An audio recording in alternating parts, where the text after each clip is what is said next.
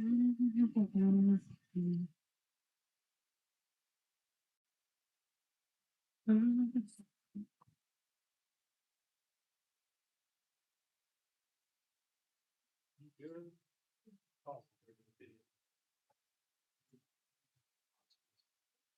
gentlemen, how are you? What's up, big dog? About a day, so I'm doing good. Good evening, Kershaw County citizens that are here with us in the audience and at home online. Thank you for being here. This is the regularly scheduled meeting for Tuesday, January 23rd, and I call this meeting to order. Tonight, we're going to start with our invocation delivered by Bishop Gary Rivas. Did I say your last name right? Okay, how do you say it? Rivas. Pastor or Bishop, right? Salvador. Good evening, everyone. Let us pray. King of glory, we thank you for how you taught the story of the Good Samaritan to show us that we are all brothers and sisters. We thank you, Lord God, for teaching us to love others and to love each other regardless of our backgrounds, our cultures, our languages, our economic differences, our developmental differences, or any other differences. We pray, Lord God, that our community, our county, would be known for love and fairness, and not for discrimination. We pray, God, individually, that you would eradicate any form of prejudice from our hearts, from our words, and from our actions. Help us, Lord God, to love as you have loved. O one who lifts our heads, we pray for continuous healing of our county and our community. So many people, Lord God, are suffering, not only across the world, but in our communities. We pray for healing and justice for those who have been treated unkindly throughout their lives. We pray for healing and prosperity for businesses, especially, Lord God, for those who are struggling through many challenges. We pray for the families that own these businesses. We pray for the employees. We pray for healing and wisdom for our leaders as they strive to achieve prosperity for all. Oh God, we pray that unity may prevail in our community. Help us, Lord God, to be an instrument of your peace. Help us in this county to come together to resolve issues that affect all of us. Help us, Lord God, to cooperate in whatever way we can. May we each bring our own experiences and our gifts to the table and work out solutions together. God, help us to listen well. Help us, Lord God, to love well. And then, Lord God, we bring you our children, the children of this community, of this county, to you. And Lord God, many of our children struggle on a daily basis. Show us what is the best way to lead our children. Help us to provide their basic needs. And point us, Lord God, in the way that would keep our children safe. And help us, Lord God, to give them hope. We pray for all the parents of our community. May what we do here tonight support them well. And so, Lord God, we thank you for who you are in our lives. We pray, God, that your love and compassion would flow through us and to those around us. Give us compassion and empathy, and give it to us so that we may understand what those in our community are going through. And help us to love well. And so, God, we then pray for your blessings to come down upon us, upon this meeting. Guide us as we speak in love and truth. And may we always remember, O God, that you are present here tonight. We pray these prayers in the mighty name of Jesus, who is our Savior. Amen. Amen. Thank you, Bishop Rivas. Please stand for the Pledge of Allegiance.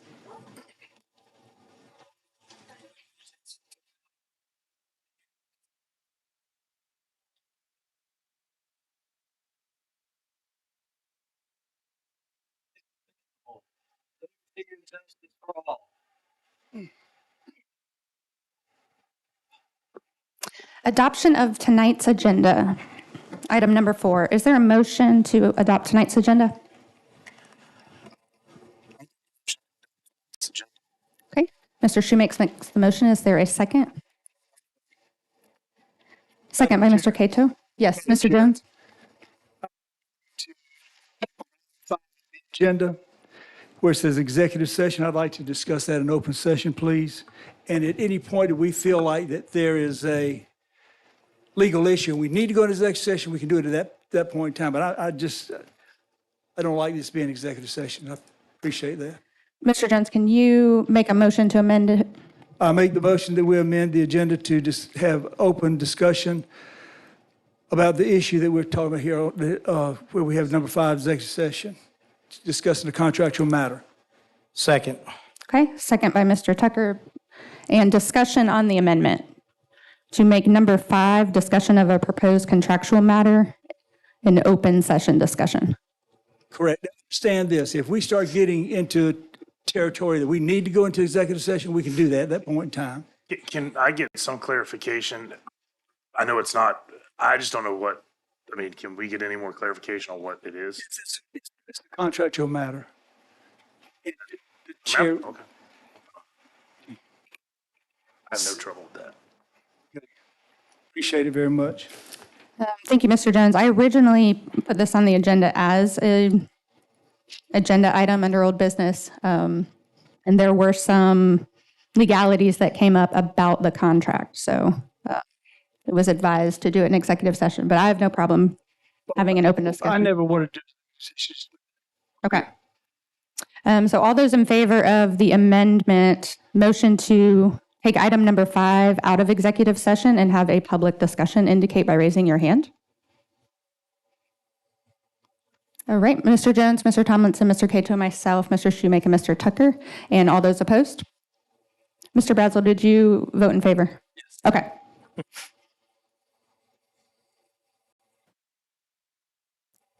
Okay.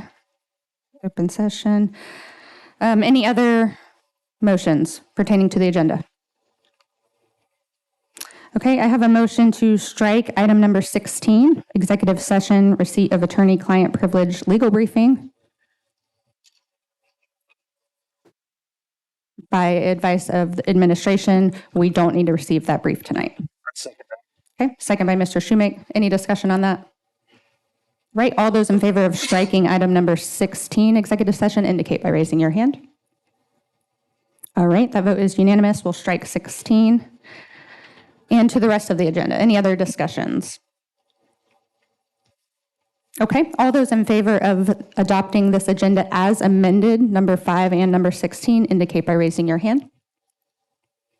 Okay, the vote is unanimous. This is our adopted agenda as amended. So the very next item, open discussion about a contractual matter. So the contractual matter was dealing with solid waste. Mr. Templer, do you want to lead or want me to start the discussion? How do you want to handle it? Okay. Either. Okay. I'll let you have the floor, and then I'll chime in. Madam Chair, members of council, what we had here was set to be a discussion, which will now be done in open session, about contracting with services, potential services to compact our open tops at our convenience centers. And what we're dealing with now is volume issues. We are hauling inefficient loads, so there's a means out there that we could go either in-house or we can contract out with services that will come in and compact our open tops and basically smash the contents down further so we're not hauling as much air, if you will, in between material. Some of these services can take a full open top that is kind of bulging over the top of the container and smash it down to about a third of it create that much more space within the open top. So we had looked at this years ago. Probably about 3 years ago, we just thought that at that particular time with that particular pricing model, it was not effective for us to go out and contract this out. We thought this would probably be better in-house. Since then, other services have come on board with a different pricing model, so we kind of come to here tonight to see what is the best approach. Staff has done its homework. We've met with again 3 years ago with the original contractor. We've reached back out to them for their pricing, and we've spoke several times with this newest contractor just to better understand their pricing models and how we could save and where the efficiencies would be within our operation. So that's kind of where we are tonight. Okay. Members of council? Madam Chair, Questions? if I may. Yes, Mr. Jones. Something that in the agenda review meeting, when we were discussing, when this was being discussed, I think there is some advantage to trying to use this company for maybe 90 days, or not this company, but after we go through procurement, obviously, and we'll have to do that. But go through procurement, find a company that'll do this for us for 90 days and have a trial run, and then let's see if it's working or not. Because if we don't, if we wait to buy the equipment, it could be 8 months before we even get started on this. Mr. Templer, can you speak to the timeline? How quickly could we do compaction services in-house? In-house, just because of where we sit right now and the work we've done, we have capital reserve money available to make a purchase. We could probably have that up and running in 30 days. We have the full-time employee on site because this truck is not much different than what we have already with roll-offs, so it's no CDL required. We're pretty much set up to go in-house. If we were to look to contract outside, there's a couple different options. We could go with an RFP or just a full-out process of taking bids. That would be, the first one would be about 90 days. The second, if we go with 2 bids, would be about 60 days. And then it would have to be approved by council. Madam Chair, if I may. Yes, Mr. Jones. You know, I don't care who it is, I have a problem going back into the budget during mid-year. I mean, you know, we set a budget, we try and forecast, but I just have a problem doing it, period. If you do it for one, we need to do it for all. That's my position on that. And Madam Chair, if I may. Yes, Just Mr. get Tucker. clarity. So you say you do have a problem going back in the budget, or Yeah, you I don't? do. I really do. And Mr. Templer, correct me if I'm wrong, stated it was not an emergency either, Well, that the was last meeting. a question that I had, that, and if we decide to do a trial run with whoever, is that money budgeted? Because you're talking about 2 different pots of money with the capital reserves and what's actually in the general fund to run the county until July 1. Am I correct by saying that? Correct. We would have to, so it wouldn't necessarily be going into 23-24 budget if we were to purchase this vehicle. We would just be essentially pre-approving or taking money from capital reserve that we would look to purchase this vehicle from in 24-25 fiscal year. So we would just pull that money ahead of time, understanding that we were going to buy this. And it may, the potential fallout from that would be that it would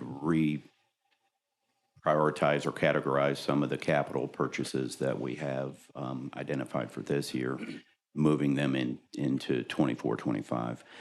If we were, we currently do not have the line items or any funding in any line items currently in the solid waste budget. So for example, contracted maintenance, which this would fall under, has about $1,600 in there, and we're looking at about $17,000 per month. So either way, we're going to have to move funds around. So that's my point, though. Can you take those capital funds expenditures out of reserve and put into the contractor services? No, you sir, cannot. I can't. Right. Well, I know your answer, but I just want to make sure the public understands. Yes, sir. Madam Chair, if I may. Yes, Mr. Jones. Actually, I don't like any of this. I mean, I would just be honest with you, I don't. I'd like to wait till the first of the year, and put it in our The budget, new budget. put it in our budget and move forward. Mr. Templer, so, and for council, so I have that we have 5 roll-off trucks at end of life. You'll have a plan for next budget cycle to replace those. This truck for compaction, though, is an additional truck, correct? Correct. Okay, So they're completely different. just one clarification on the 5. We have made some purchases over the last couple of years we started, so there's Okay. probably 1 or 2 we've replaced. One I know for sure within the last 2 years. And I think it came on board maybe within the last year, just because of the lead time for these trucks. It takes a while to get them on Okay. site. And what's the approximate cost of the truck for compaction? $249,000. Okay. Okay. So this council needs to determine how we want to handle the services, either contract it out or bring it in-house. I say we wait till the first of the year. I mean, to the new budget. Not right now, Mr. Jones, just in general for the discussion. That's something we need to decide what we're going I to want to do. look at contracting. Okay. I want to try contracting for about 90 days. That's just me. I think it would be an advantage to the point that, we wouldn't have to hire additional employees. And if someone was sick, we wouldn't have to pull somebody else off to do it, or maybe not even have that service. Now, I may be totally wrong, but bottom line is, we can try it. All right, that's the private sector we're talking about working with, okay? Somebody thought I wrote this, but I didn't. Since when do we all think government could do a better job than private industry? I didn't, that's not an original quote. I got that from Ronnie. He called me and told me. Bottom line is, I believe in that. I really do. And I would like to see us look at contracting at the first of the year, but go through our budget process and put it in there. Thank you. Thank you, Mr. Jones. I thought of something when he said, if the employee gets sick, what does maintenance look like on that truck? And do we have adequate maintenance? Yes, ma'am. We, within the last 2 years, I've made moves to hire a maintenance technician that can handle a lot of the preventive maintenance, just because we have 5 roll-offs that need to stay on the road. And this Okay. vehicle is no different with the Okay. hydraulics and powertrain. Okay. All right, any other questions? Yes, Madam Yes, sir. Chair. We're meeting the Finance Committee next week. Is this something that we need to add to our list to look at, to come back before council? In the budget process, yes, but not, Yes. but not something outside the budget, no. No, I'm not talking about outside the budget. So what are you talking? I say yes. I said I'm not talking about outside, I'm talking about during the budget process. Or the first of Yeah, for July 1. July 1. Yeah, I mean, I'm okay with that. Just have to identify the monies and Well, go that's through. what we're gonna have to and do go for through- everything. and go through Procurement. Make sure we go through procurement. I think the Finance Committee should look at it at their next meeting. And administration, I don't know if July 1 will put us in an emergent situation. I know it's not an emergency right now, but this is something that's been discussed for 2 years now, so at some point in But it time, we've wasn't got put to in the make a budget, decision. Madam Chair. Just for what it's worth, this is, we have backhoes at our sites, and we are compacting now. Just not the most effective and efficient way, and a lot of those backhoes are just hand-me-downs from Public Works, so they're very maintenance intensive. It was completely my plan as administrator to include this vehicle this year in our capital reserve. It's not been put in for the last couple years because we had to buy a $500,000 compactor for the landfill site itself, just to create efficiency there. We were destroying other $500,000 bulldozers out there and just creating maintenance nightmares because they were not designed to drive through bed springs and debris. So we prioritize, but I feel like now this would be 24, 25 fiscal year would be the time to look at this. Okay. Is it emergency? No, we've been getting by. Is it something we seriously need to look at through the our capital reserve purchases this year?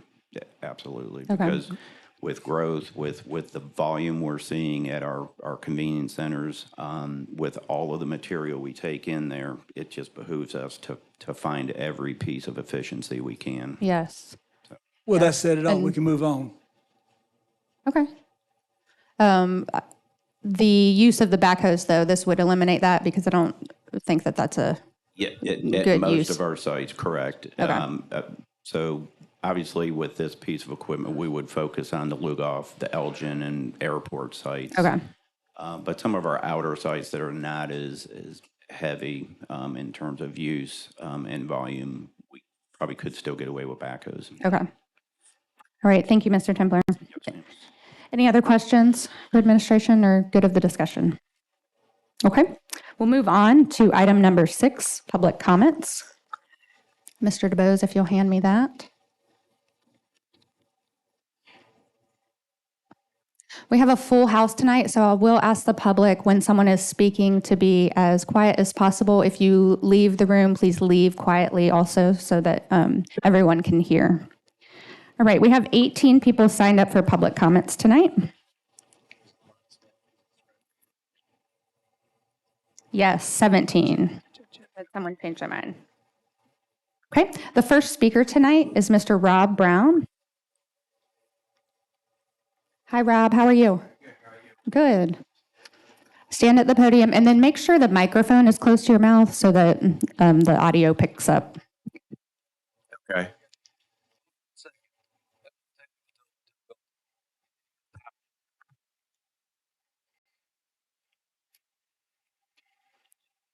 Thank you, Mr. Brazel.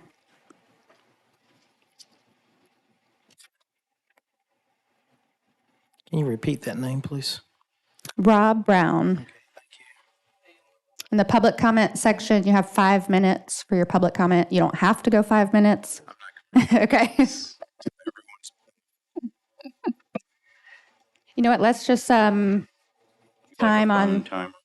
Yeah, do a phone timer. Okay, Ms. Reader has it.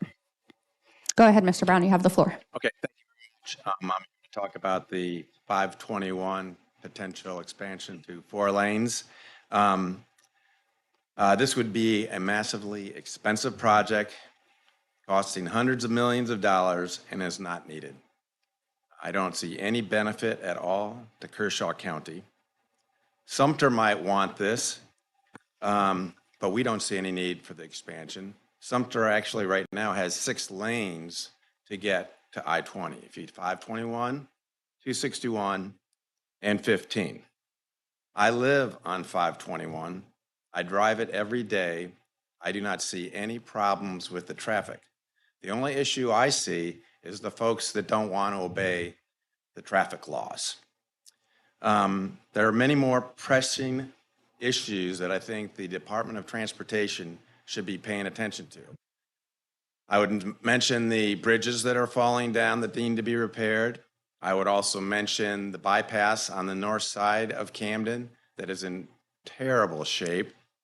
And finally, the other issue that I think the Department of Transportation might want to look at is all the trash that's on the side of the roads in our great state.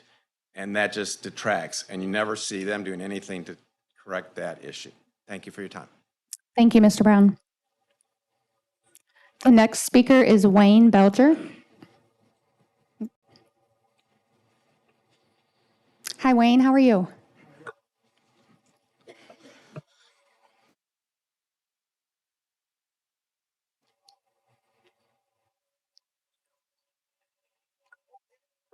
got a hearing problem in one ear.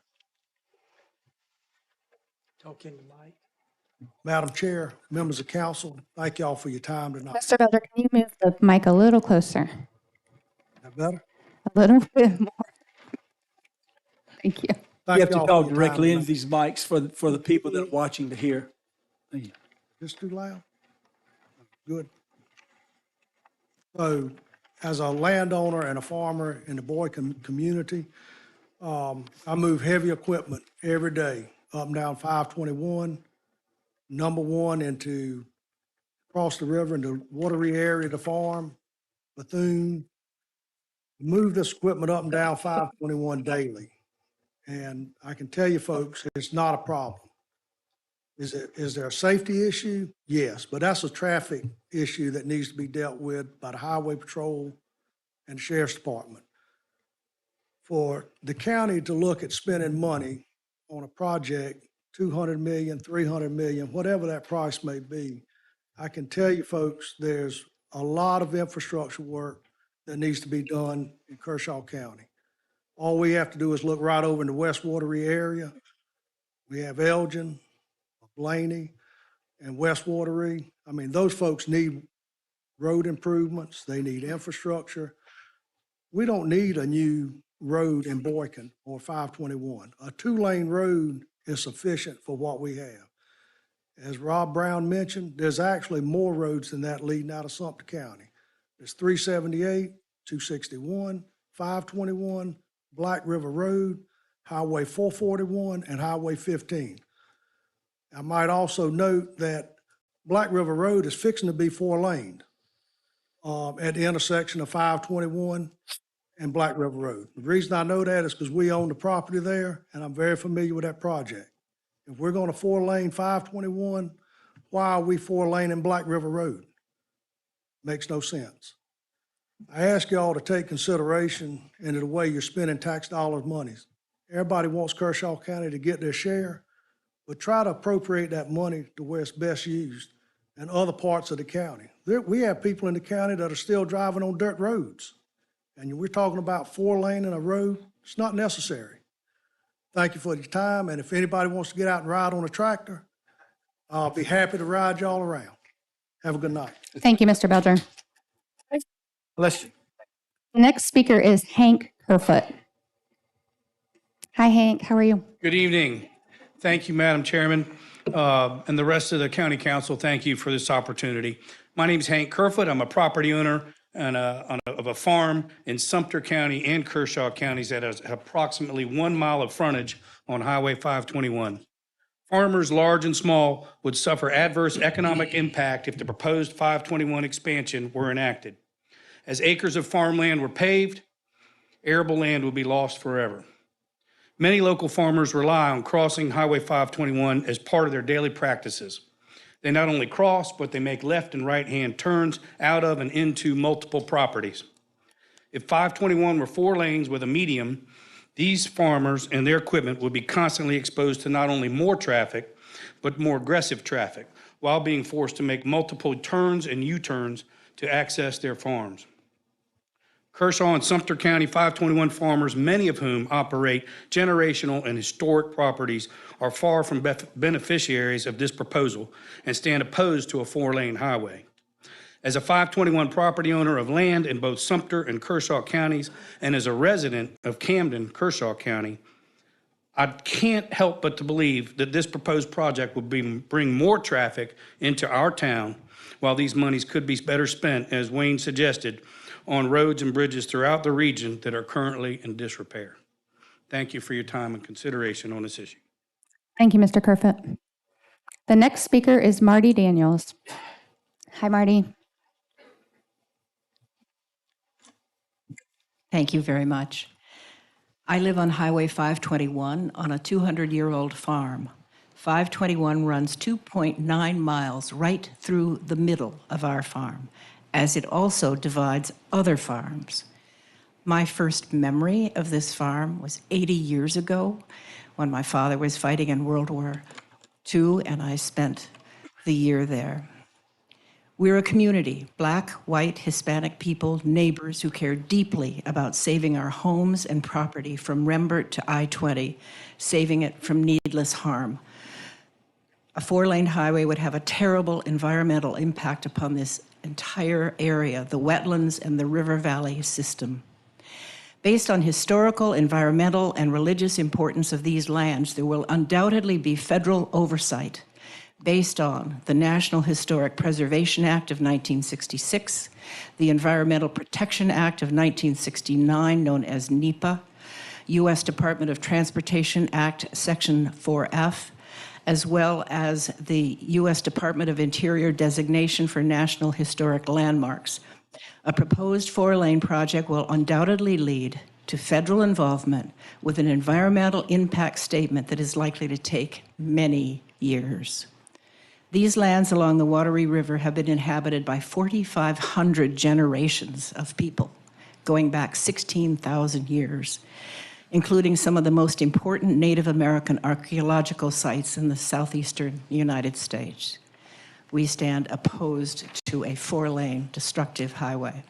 I would also like to submit a petition, 37 pages here. We only had a few days, several hundred signatures. I don't think I need to read the whole thing, but it essentially says, the first paragraph, we, the undersigned Kershaw County citizens, ask that the Kershaw County Council pass a resolution to oppose expansion and widening of Highway 521 into a four-lane highway from the Sumter-Kershaw County line to Interstate Highway 20.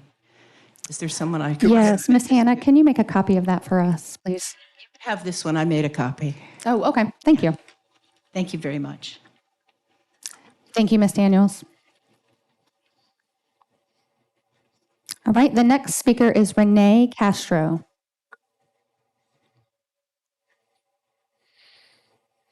Did I say your name right? You did. Thank you very much. You're welcome. Good evening, ladies and gentlemen of the council. My name is Renee Castro. I live in Rembert in Kershaw County, just north of Swift Creek Road. And my driveway comes out to 521, and I drive that road all the time. I can say that I have not experienced any significant traffic issues driving up and down that road. I've not been impacted trying to get in a timely manner up to Camden or down to Rembert or down to Sumter. As a matter of fact, as I reflect on it, I can't think of a single time I've been on 521 and I haven't been going roughly the speed limit, unless somebody in front of me is going slow for no apparent reason, but not because of traffic issues or not because the highway isn't wide enough or anything else like that. So I can't imagine why a project like this is being considered and certainly why it would be helpful to the county. I took it upon myself to contact Dennis Cyphers at the COG and ask him about why this is happening. And he said that this was simply a feasibility study triggered by the DOT. But we're hearing from others that there are politicians in Sumter and maybe at the state level that want this to happen regardless of what the feasibility study reads out or what the facts are. So as you can imagine, we're concerned about the different things that we're hearing. Ultimately, we don't see this as a benefit to Kershaw County. And we would definitely look to challenge the COG on this issue, understand what's going on, and definitely oppose this project. Thank you very much for your time. Thank you, Mr. Castro. The next speaker is Connie Davis-Roos. Miss Connie, did I say your name right? It's Rouse. Rouse. Yes. How are you? Thank you so much for allowing me to speak today. I work at the House of Representatives, and I'm on the City Zoning and Planning Commission. So I kind of understand why this is happening, but I'm here to just speak as a citizen about my church.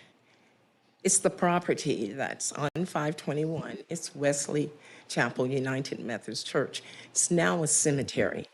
It has historic relevance because it was a part of the Mulberry Plantation, but it was given to slaves.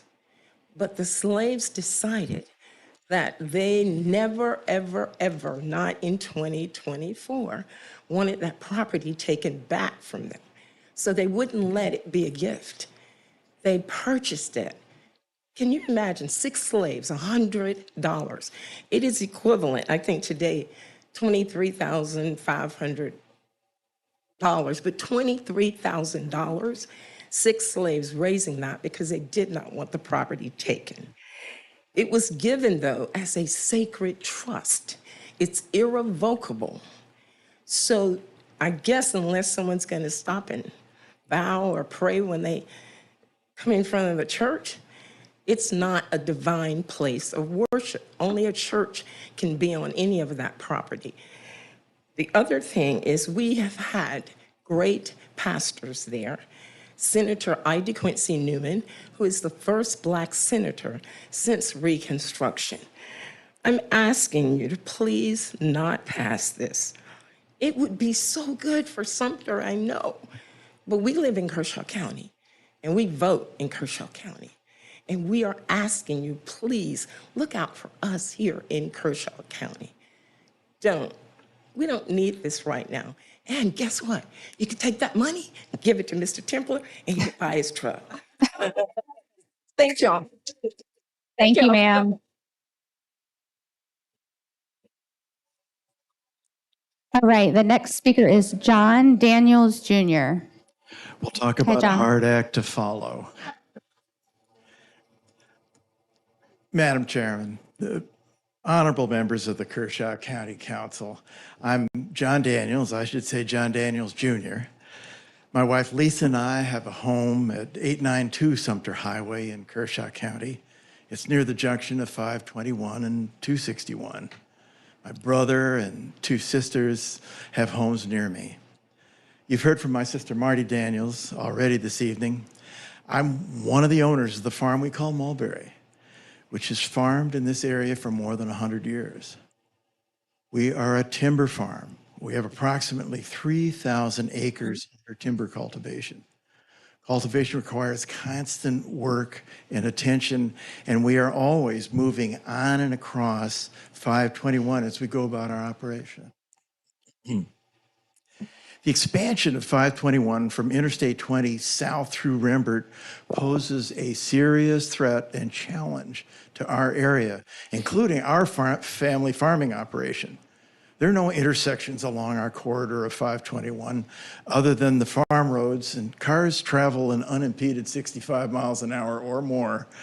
And I can't imagine that a 4-lane would in any way shorten the time that it takes to travel across our 3-mile stretch that bisects our farm. It will make things far more dangerous for us and for our neighbors. Now, I've been actively involved in our farming operation for more than 20 years. I can tell you that a 4-lane expansion would be disruptive to the farming operation, to wildlife, and to the scenic corridor through which the 521 route passes.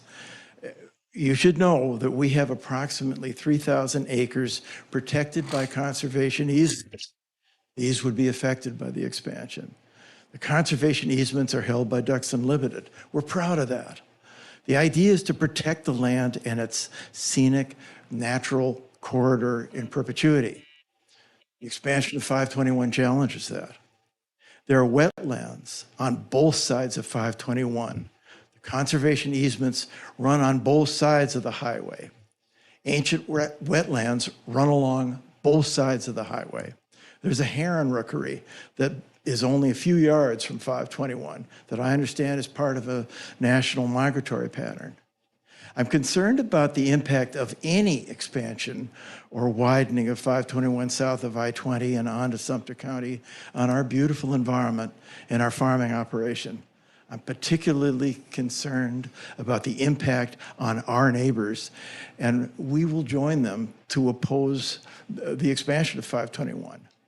A final point, population explosion in Kershaw County and South Carolina is fast becoming a threat to our community. A 4-lane highway would likely encourage unplanned growth and could forever change the nature and character of southern Kershaw County. Proper planning for population density is a key issue for this county that must be considered by this board. And I know you'll do that. Proper planning can make or break Kershaw County and the neighbors in our county. Thank you. Thank you, Mr. Daniels. The next speaker is Rick Detweiler. Hi, Rick. Be careful.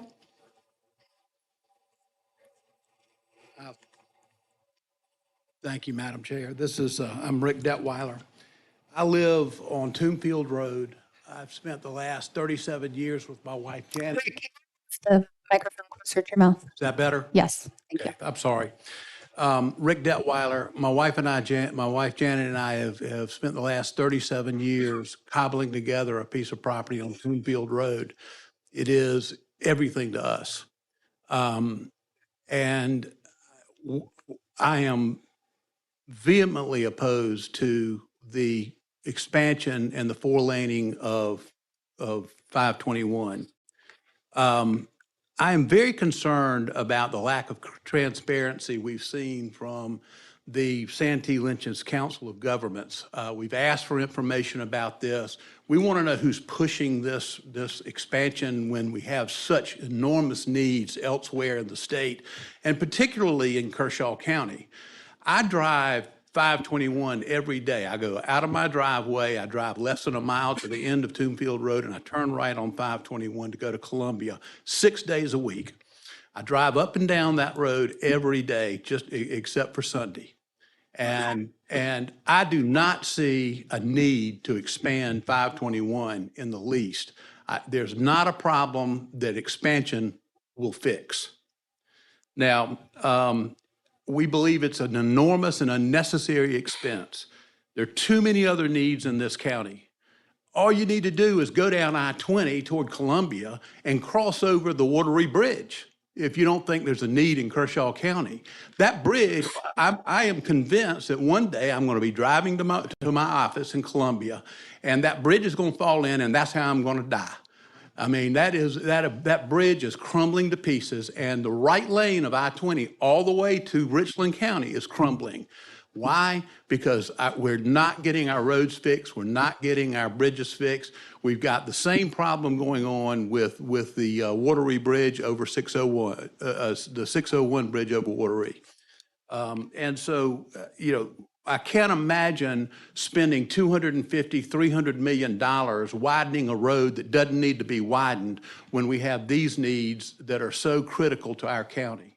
And we ask you, please, please, pass this resolution. This resolution we know is non-binding, but it needs to be an expression of the citizens of this county that we don't want it, we don't need it. And nobody so far has explained to us, as the citizens who live down there, why this is even necessary and why we need it. What is the need? Who's pushing this? It's not going to do anything for the citizens of Kershaw County, is it? Tell me what it's supposed to do for the citizens of Kershaw County. I ask you that. Explain to me what good the more growth fueled by a four-lane highway is going to do for our county that can't even handle the growth it's got now. We've got our infrastructure is stressed, our schools are stressed, our roads are crumbling. We can't take care of what we have, and we're going to expand the road and invite more people from Sumter County to come in. I'll tell you what is going on. What Camden is going to become is Richland County and Sumter County sprawl. That's what we are. That's what we're becoming. We are fueling growth for growth's sake. And I got to tell you, it's got to stop somewhere. Growth is not all good. And when did we accept that as a fact?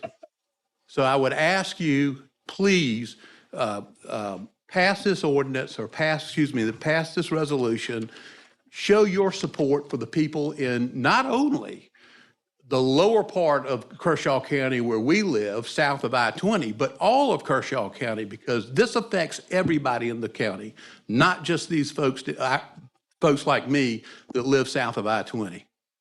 Thank you. I think my time's up. Thank you, sir. All right, the next speaker is Jessica Coulter. Hi, Jessica.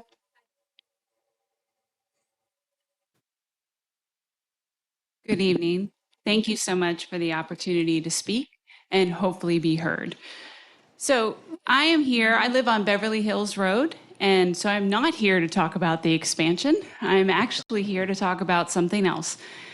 I'm here to talk about 579 Highway 1.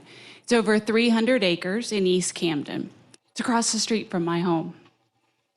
And I know the public comment guidelines, I don't expect a Q&A or comments from the council, but I will be asking questions for the members to consider in decision-making and policy discussions. As Kershaw County considers who we want to be in 10 years, we need to consider who we are and who helped us become this. Some of my neighbors have lived in their homes for more than 50 years. Some, including my family, for more than a decade. We've been in our homes and have made neighbors and relationships. Many chose Kershaw County because of our small town, rural community with a sense of togetherness. My neighbors hand me tomatoes over our fence from their garden. I grew up in the Midwest farm country, and Kershaw County, my Kershaw County community, has this feeling of togetherness. We look at the stars, we listen to the whippoorwills, and we watch the deer. I have spoken with several of my neighbors, and all have expressed concern and want to know how the county will assess the impact on all of us and the environment.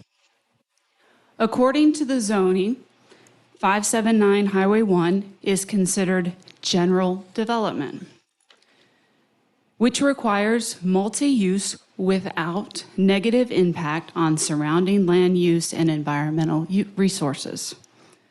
This land is general development, even though most of the surrounding land is residential. Has an assessment been completed? Has an assessment been completed about my neighbors and the impact of the surrounding landowners and the environmental resources? In what way does the submitted plan for 579 Highway 1 support Kershaw County's comprehensive plan? We are here tonight because there are obvious plans in motion. What are they? There are land surveyors, there are trees being marked this morning, today, there's constant activity. So when will the assessment about the negative impact be done? And by whom? How will the 579 Highway 1 updates be paused until the impact assessment is completed? For example, what buffers will be considered to uphold our way of life? How will we ensure they're saving trees and the whippoorwills and the wildlife? How will you ensure that our property values are upheld? Thank you again for your time and your consideration. Thank you, Ms. Coulter. The next speaker is Lynn Conto.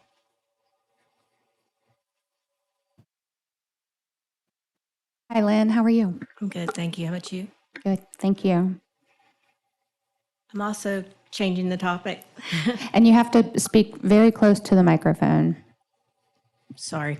No, no problem. Good evening. I want to thank you for letting me speak.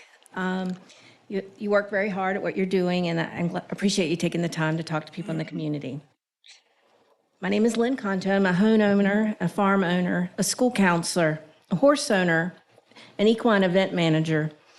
I help with the Camden Equine Circuit, and I'm a retired coach for the Central Carolina Equestrian Team. Why am I here? I've lived in Camden for 27 years, and I've been attending horse events in Camden, South Carolina for 45 years. My husband is a racehorse trainer. My parents also lived in Camden, were members of the Camden Hunt. The first racehorse that we bought, I sent to the Camden Training Center. I do not get involved in council meetings very often, but when something involves potential irresponsible town growth, I become concerned, and that impacts the county. That is why I'm here.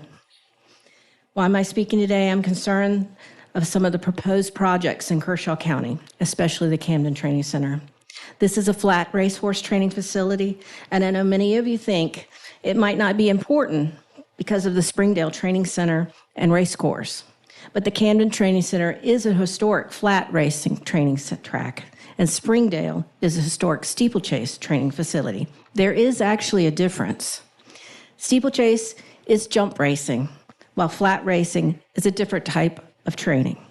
Flat racing is shorter distance without jumps. The Camden Training Center is historic, and we can't just build over history. And once it's gone, there's no replacing it, especially if we get pari-mutuel wagering in South Carolina. Then all the work will be out the window. What makes Camden special? Camden's known for Revolutionary War history, horses, and antiques. This includes the description on the Camden Online informationals for tourists and travelers. Sadly, in the past, flat training facilities have disappeared in Kershaw County and other places in South Carolina. If you think of Pacoma, it has turned into a different venue. But the history of the Camden Training Center is special. It's brought some of the top owners, outfits, horses, and trainers to Camden. I know that there is a proposal that has been sent to the Zoning and Planning Committee to annex the Camden Training Center into the city in order to access city Camden utilities. I do not feel this should happen. This project was originally proposed for 800 houses, which is ludicrous. Now I understand that it will be just shy of 300 houses for the first phase. I say phase. Note, this property was bought by Carlisle Development instead of Stuart Grant. His racing group, not his training stable, which means that they have been intending potentially to develop this for the entire time. This is for profit, not for Camden, for them. This property was never sold to be developed. Each owner intentionally sought out racehorse people to purchase this property. Marion DuPont Scott would be rolling over in her grave if she knew what was happening. So the big question is, why didn't he give racehorse owners or groups the opportunity to purchase this property and maintain it as a training facility? Why so quick to develop the property and change the face of Camden? I would like to express my concerns about this project.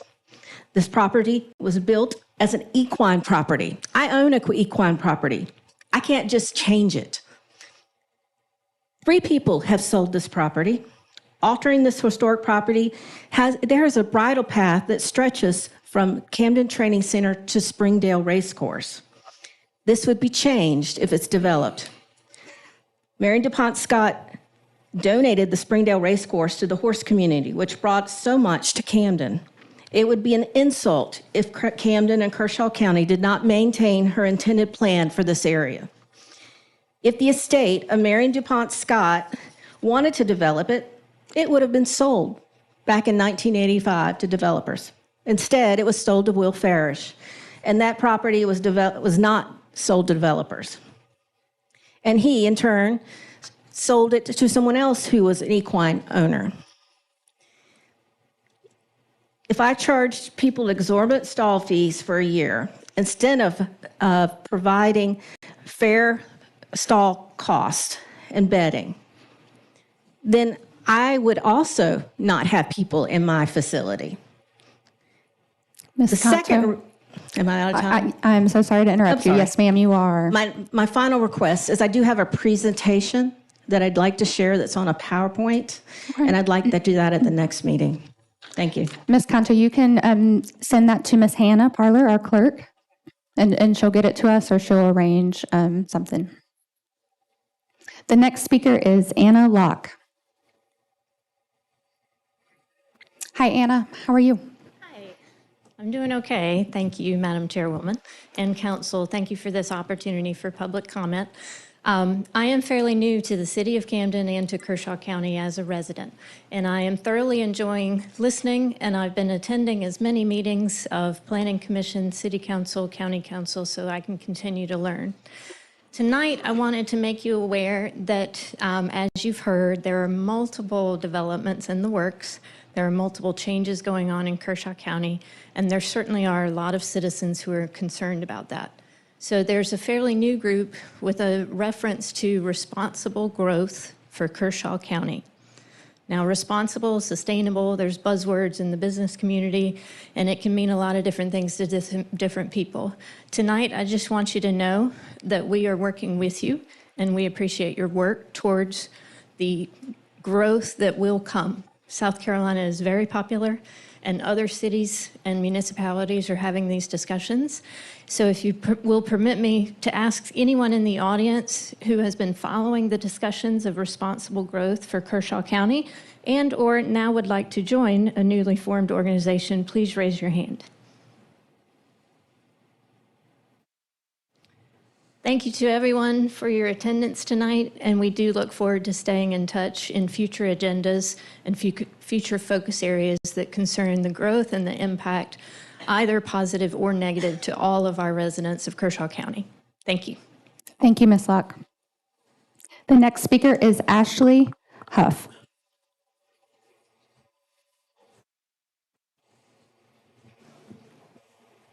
Hi, Ashley. How are you?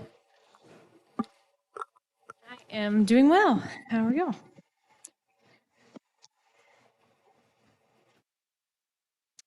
Hi, my name is Ashley Huff, and as mentioned in the previous meeting, I am a member of District 6. I want to thank you all for allowing me to speak tonight. 2 weeks ago, I wasn't able to mention my background because I didn't want to run out of time, but I am a civil engineer. Before moving back to Kershaw County with my now husband, I worked for a land development company, including one that specialized in solar development. I worked alongside the same PE that signed the decommissioning plan for the latest Project Sandy. I want to give you this information because I do understand what goes into these projects, other than the fact that I am a landowner. I wasn't planning on speaking tonight, but this week I have been doing some research. Most of our surrounding counties that allow solar panels, the areas where they are going to be need to be rezoned into a light industrial or something of the sorts. So I reached out to Joey at Planning and Zoning regarding the process so that I can fully understand this in depth.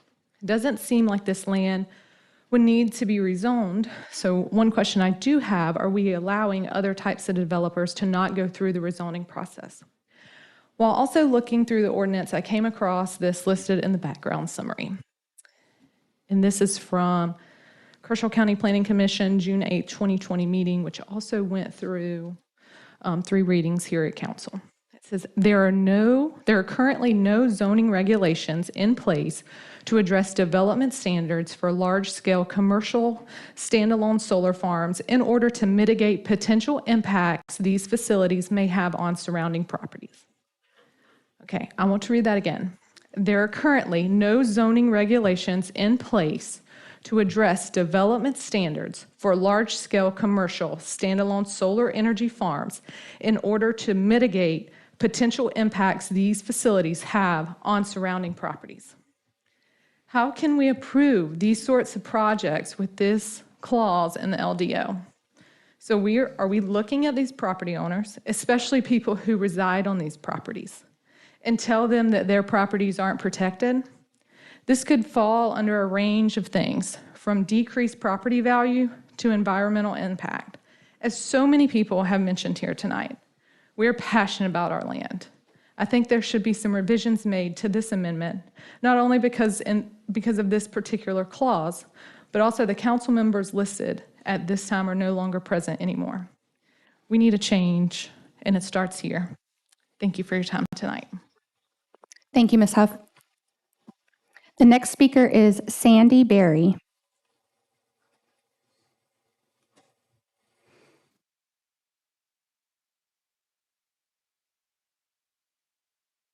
Hi, Sandy. How are you?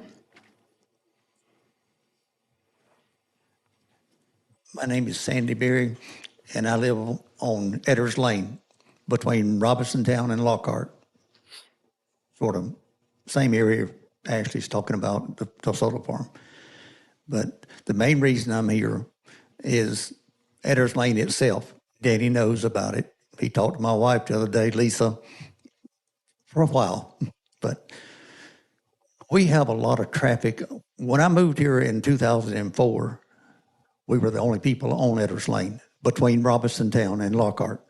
It's only a mile and a half, you know. But now there are 19 houses on this road and a lot of horses on this road, a lot of farms on this road, just like ours. But we need, and the new school that has opened up by North Central, the new elementary school, we are getting a lot of new traffic cutting across Edders Lane, because this Edders Lane is paved from Georgetown to Robinson Town. And there's probably not as many houses on that section as it is on our section that's not paved. We have a problem with water on Edders Lane. You know, my neighbor, for instance, drilled 13 wells. Unless we can get Edders Lane paved, we'll never get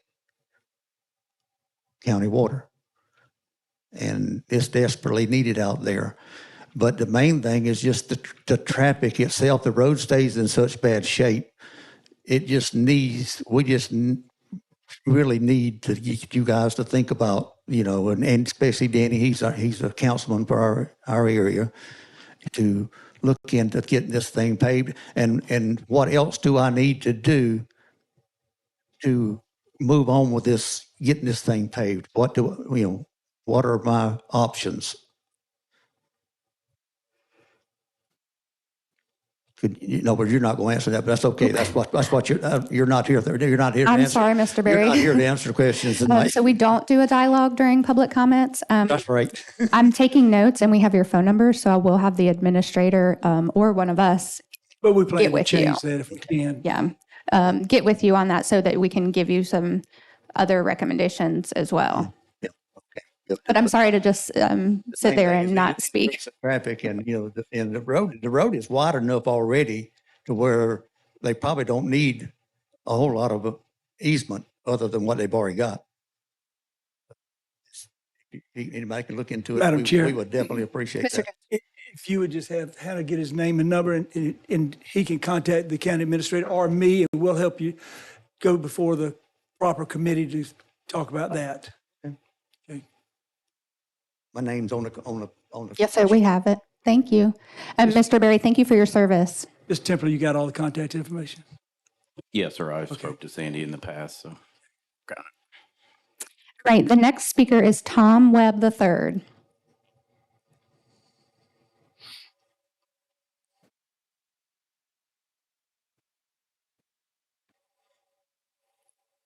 Hi, Tom. How are you? I intended to speak about one thing, and I'll speak about another. I'll get two things in briefly. I'm against the widening also. It's a symbol of so-called forced modernization. It's so-called modernization. It's a gradual loss of private property, I think. Has to be contended with where you find it going on. And on the agenda here, ordinances B, first reading, an ordinance of Kershaw County Council to establish litter control ordinance which shall prohibit the unlawful disposal of litter or solid waste in Kershaw County and provide enforcement and penalty provisions for violations. I wonder if there isn't something behind that that's like forced modernization, gradual loss of private property. World Economic Forum has been meeting in Davos recently. It's the big shots. They're trying to figure out what to do with us. They consider us rats. We're rats in their house, and they want to get rid of us. And so Klaus Schwab, whose daddy was a Nazi, has said that by 2030, there'll be no private property. No private property. I don't know how they're going to do that, but they're going to try. What I wanted to speak about was the Texas crisis of 2021. It was extremely cold. Windmills stopped, solar panels failed, and the remaining fossil fuel plants were not allowed to boost their output because of the environment. They couldn't burn more fossil fuel. So it was an experiment, I think, to see what people would put up with. People died. It was a cold hell let loose on the people. I think on purpose. I know it sounds like a conspiracy theory, but the truth is the fossil fuel plants were kept from ramping up their output. So fast forward a bit. We just had a couple of weeks of really cold weather here in this country. What if in the not too distant future, the fossil fuel, that is the proliferation of the solar plants, should occur, and the fossil fuel plants would be shut down gradually. So we're dependent then on the solar panels. This 2 weeks of cold we've had kills 60-something people has been reported.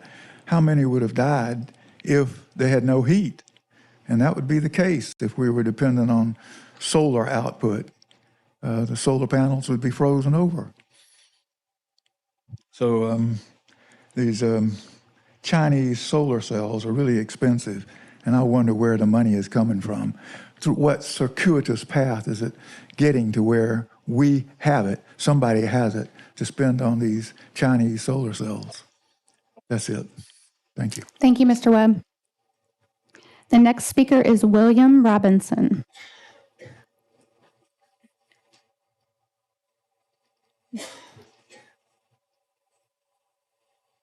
Hi, William. How are you? Good, thank you.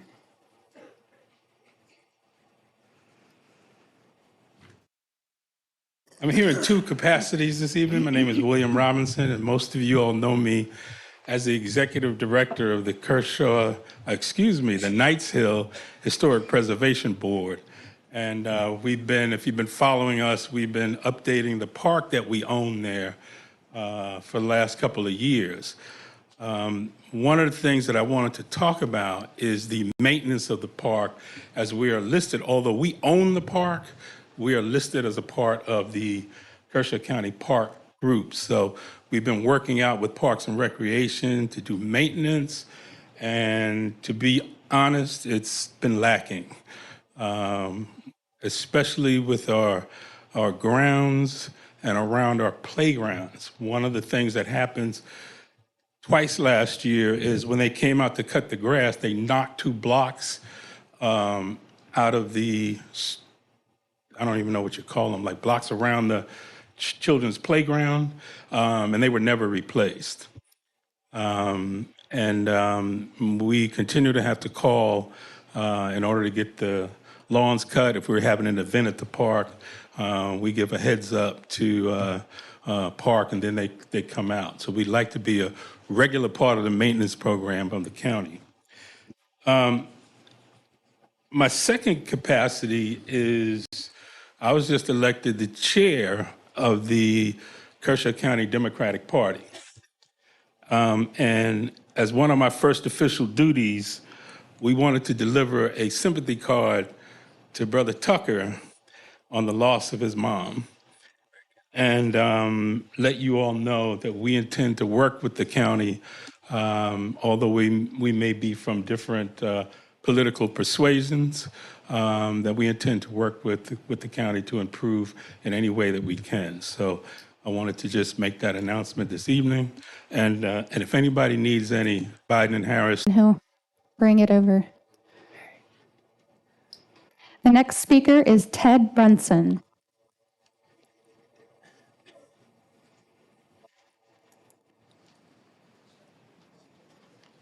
Thank you. Hi, Ted. How are you?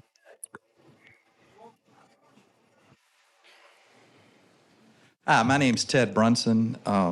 Live over off of Springdale. Back where a lot of people knew me originally was when I had a small business up in the Dusty Bend area, but I was involved in the downtown development and part of also the Historical Society. We like to call it the Hysterical Society. Had a lot of fun there, learned a lot of things.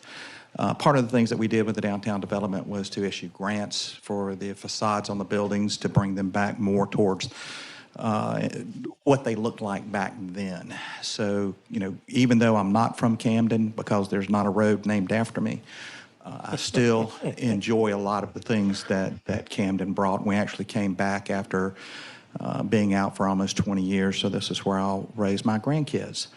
Now, with that being said, this is going to be broken into 2 areas. One, of course, with the 521, which is on the agenda mainly, but I always kind of ask a question. There's 2 of them I always ask. I said, well, first off, where's the money coming from and where's the money going to? You always want to follow the money. Even when we had COVID and college football, my wife was all upset that they were going to shut it down. I said, no, they're not going to shut it down. All you got to do is follow the money, and that'll tell you where everything goes. And then the other thing that I always look at we've got a lot of people here.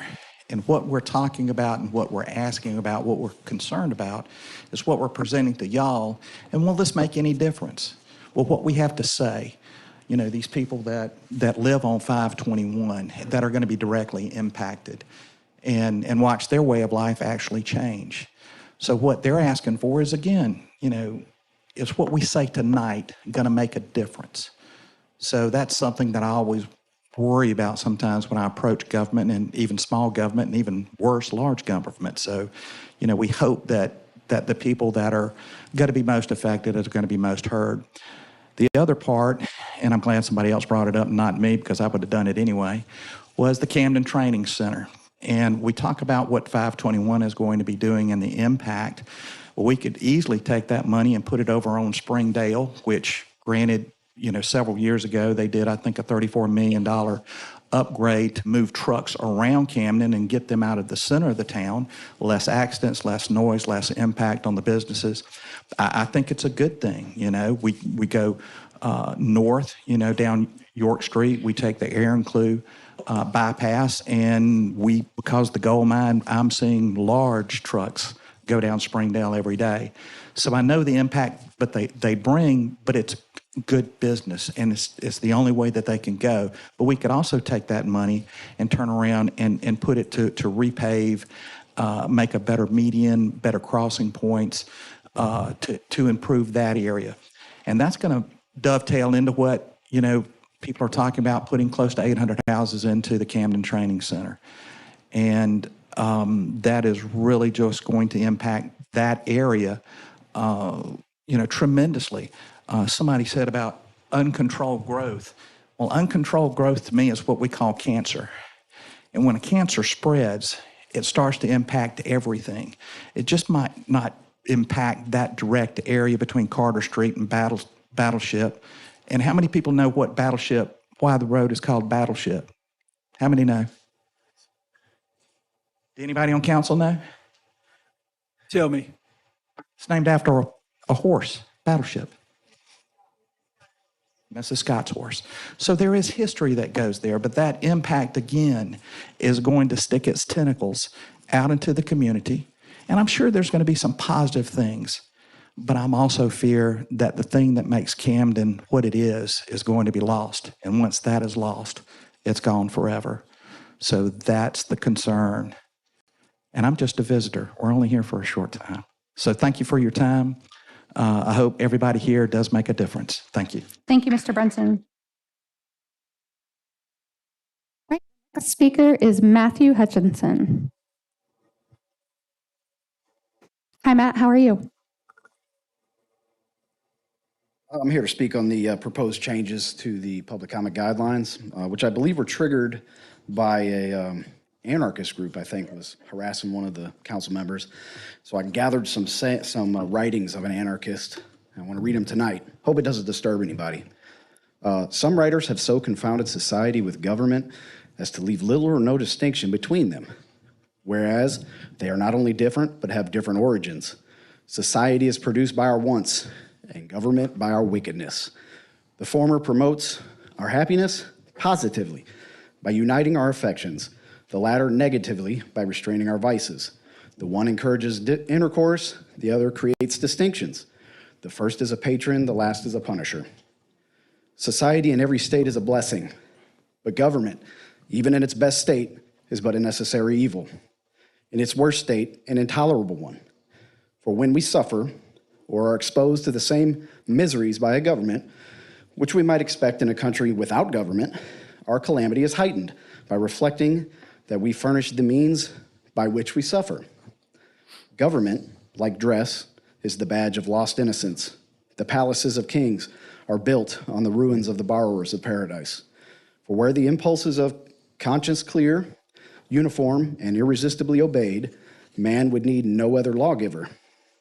But that not being the case, he finds it necessary to surrender up a part of his property to furnish means for the protection of the rest. And this he is induced to do by the same prudence which in every other case advises him out of two evils to choose the least. Wherefore security, being the true design and end of government, it unanswerably follows that whatever form thereof appears most likely to ensure it to us with the least expense and greatest benefit is preferable to all others. Here's another one. When I contemplate the natural dignity of man, when I feel the honor and happiness of its character, I become irritated at the attempt to govern mankind by force and fraud, as if they were all knaves and fools, and can scarcely avoid disgust at those who are thus imposed upon. Man is not the enemy of man, but through the medium of a false system of government. Here's another one. Government ought to be as much open to improvement as anything which appertains to man, instead of which it has been monopolized from age to age by the most ignorant and vicious of the human race. This anarchist, his name is Thomas Paine.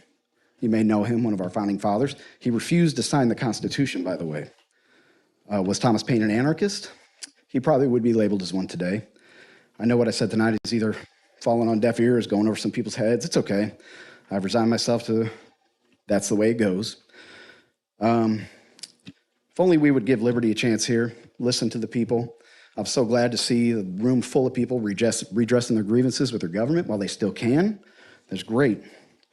I'll leave you with these final words from a true patriot and anarchist, by the way, Lysander Spooner.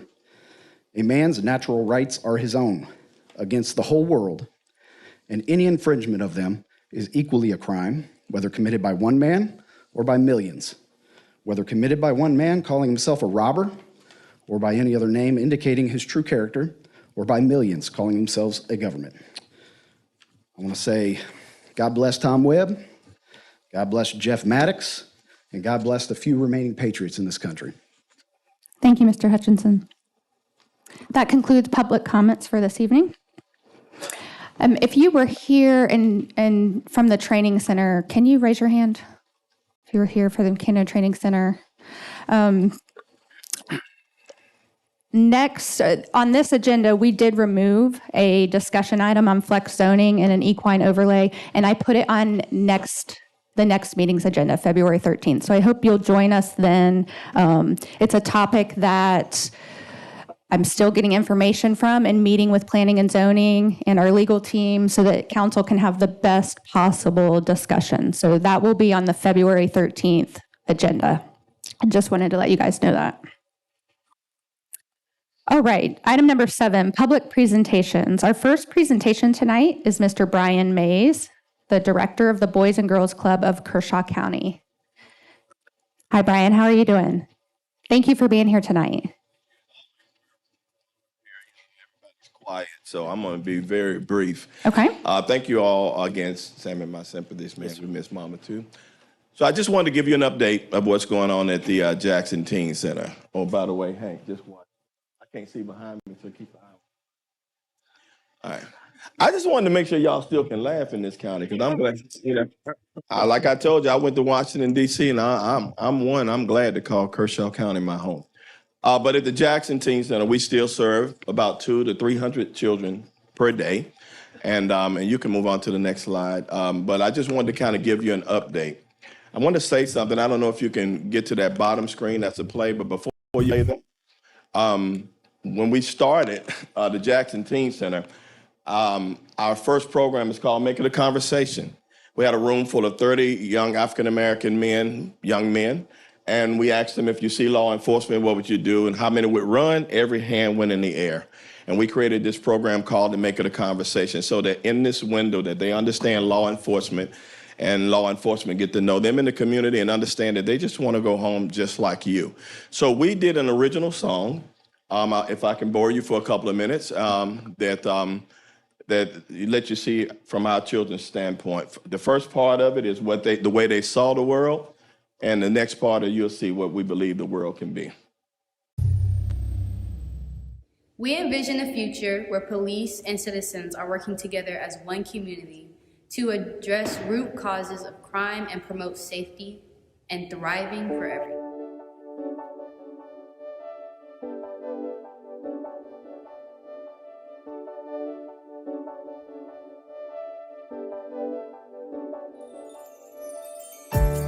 Never ever thought that this could be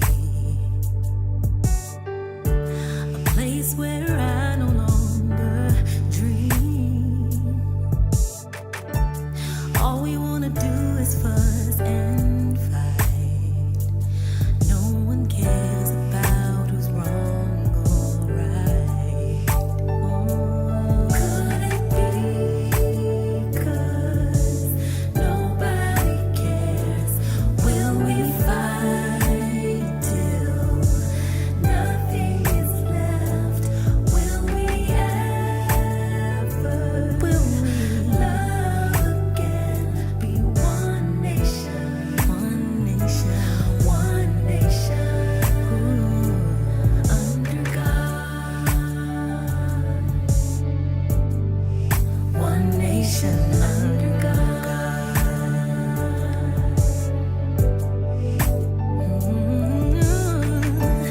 Wonder what the Father thinks of us. Looking down from above. Does it bring tears to his eyes? Wonder if the angels ever see him cry. And I'm sure, oh, I'm sure we turn this around. Yeah, yeah. If we simply, oh, lay our hearts down, maybe then we could learn maybe we can love a nation.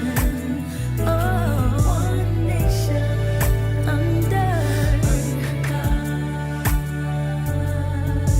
Oh, one nation under God.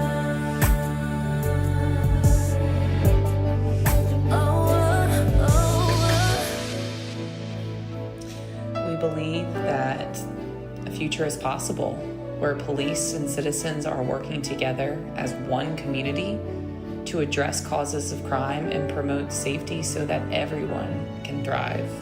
We believe that what we all want is more the same than it is different, and that when we work together, we can create a better future for us all. And I'm sure we turn this around, turn things around.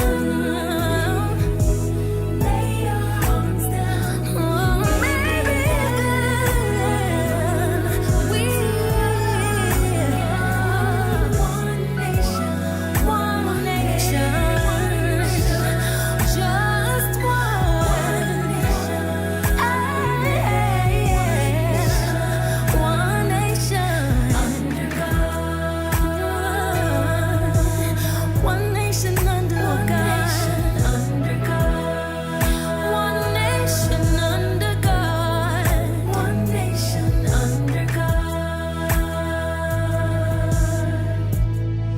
One nation under God.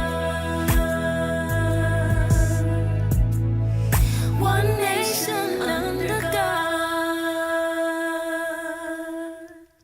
And that is an original song that we wrote at the Jackson Teen Center. And if any of you know Sergeant Carl Smith, let him know that we are working on it. I don't know if y'all paid attention, but they never threw the ball to Sergeant Smith. He just run up and down. But we're working on that. We don't want any problems. We don't want any problems. But I also want to shout out Senator Penry and Congressman Ralph Norman for providing those students the chance to go to Capitol Hill and talk about what we believe, because we still believe it. We believe that it is so that we can get along. We believe it is so that Kershaw County can show the rest of the world how it's done. We can get along. We'll fix all this stuff you're talking about tonight. We believe that. And I believe if my children thought any other way, that it wasn't possible, they wouldn't believe in this program. So, of course, that's us standing there. Now, I don't know y'all that listen to old Negro spirituals, the Five Blind Boys of Alabama. Do not laugh at my glasses. I do look like one of them with my shades on up there. But, I didn't know they were going to do that. But you can go ahead. That's us with Ralph Norman up there. And the kids had an amazing time. They were treated like royalty. So we thank them for that. We also part of the Boy Scouts, our Explorers program. Boy Scouts is not very popular in our community. But these young people have taken it on. They enjoy it. From everything to the outdoors. We go to waterfowl twice a year. And all of this is happening right here in Kershaw County. We had the Panthers come down. Don't nobody say nothing about the 1-18 record. Not tonight. But they did come down, and we were able to talk to our kids about, on Keep Pounding Day, we were able to talk to our kids about athletes and education. On our side of the fence, we're up to over 600 kids that we've assisted in this county to go to college. One's gone to the NBA. So if you're a gambler, I gamble on the side of college. So we thank the Panthers for coming in and helping us with that. You can go to the net. I'm trying to go fast because they're still quiet. So Sunday, any Sunday you want to come by, we invite anybody that's homeless on the streets, anybody in the community. We have Sunday dinner. and our kids help us to serve. We thank Unity and the community for providing some of those dinners, and we're able to be a family in that same building. Again, our kids still believe. So, you see what's happening if you drive by there. We finally got that back torn off. We're going to get us some bathrooms so they don't have to run up to the top. You hadn't lived till you seen a kid try to shoot the very last shot and then decide he's got to use the bathroom and running up to the top trying to get there. So we hope to fix that problem here real soon. And some of this is what you see, what we get to see every day. Top right up there, I think that Harvey wasn't very excited about college. We was helping her get in her room, but she was just frustrated for the day. But we have a few kids now out fighting on foreign soil. They believe in this country. We believe in this country. We believe we're going to come together. And the first year was the middle picture where 7 students went to the STEM program at Benedict College. So this month, Nia Green, who was about to leave college, and we thank God for community members like Mr. Hank and a lot of people, we jumped in there. She was actually going to leave college because she ran out of money. But we got together, and she graduated college. And guess what now? If you have a kid that's going to Coastal Carolina University, they'll be running into the new admissions person, which is Nia Green.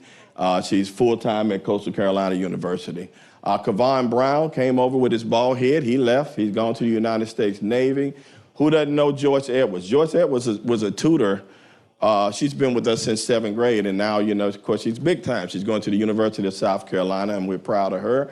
But the big thing that I'm proud of is that bottom number, 5.1 GPA. I had a 5.1. It took me about 3 semesters to get there, but if you add all of them up, I had a 5.1. And so we have 4 students, I believe, that's working at the detention center and 1 fireman. So we are still pushing students out in this county. So they're becoming great students. So we have several teams at the recreation department. We are still trying to work on getting a bus to serve some more children down in the Lugoff area, but this is the one. I'll close with this because I'm most proud of this, because most people don't pay attention to this. Our MAPS program has been with us since 2014, and yet today we have yet to experience 1 teen pregnancy because of that program. And so, yeah, you should clap, because 200 and 300 kids a day, that's a big thing. With that being said, I'm going to be done. I thank you all for allowing me to speak. I hope I didn't keep you all too long, and I'm glad y'all smiled. Please follow us. Go to makeitaconversation.org, jacksonteencenter.org, and Grind Out Sports and Education, but it's grindout.org. And we literally mean this, correct, Hank? Come by anytime. Just pop up. We'd love to have you. And God bless you, and God bless you for allowing us to serve the children of this county. Thank you. Brian, thank you. Thank you for being here. Council, do you have any questions for Brian? Thank you. Brian, if you don't mind, you've done a great job. I remember the first time I saw you, you walked in Subway. Was it Subway? Yeah. Talking about the Boys and Girls Club. You had a vision, and look where you're at now. Great job. Proud of you, proud of the kids. And we talk about this country. Yes, there's a lot of evil in this country, but I have to believe in my heart that there's more good and there's more love than evil. Yes. And you're an example of that. Thank you. We appreciate it. And our kids believe that. We have a saying at the teen center, it's more of us than you. So you keep up with your hate, but eventually all of us that love each other and want to live, love and let live, we're going to get together, and we might be coming after you. So Thank you, Brian. Right, the next public presentation will be our new certified building official for Kershaw County. Mr. Adam Rudkowski is going to introduce him and give us a little background on the new building official, and his name is Samuel Goss.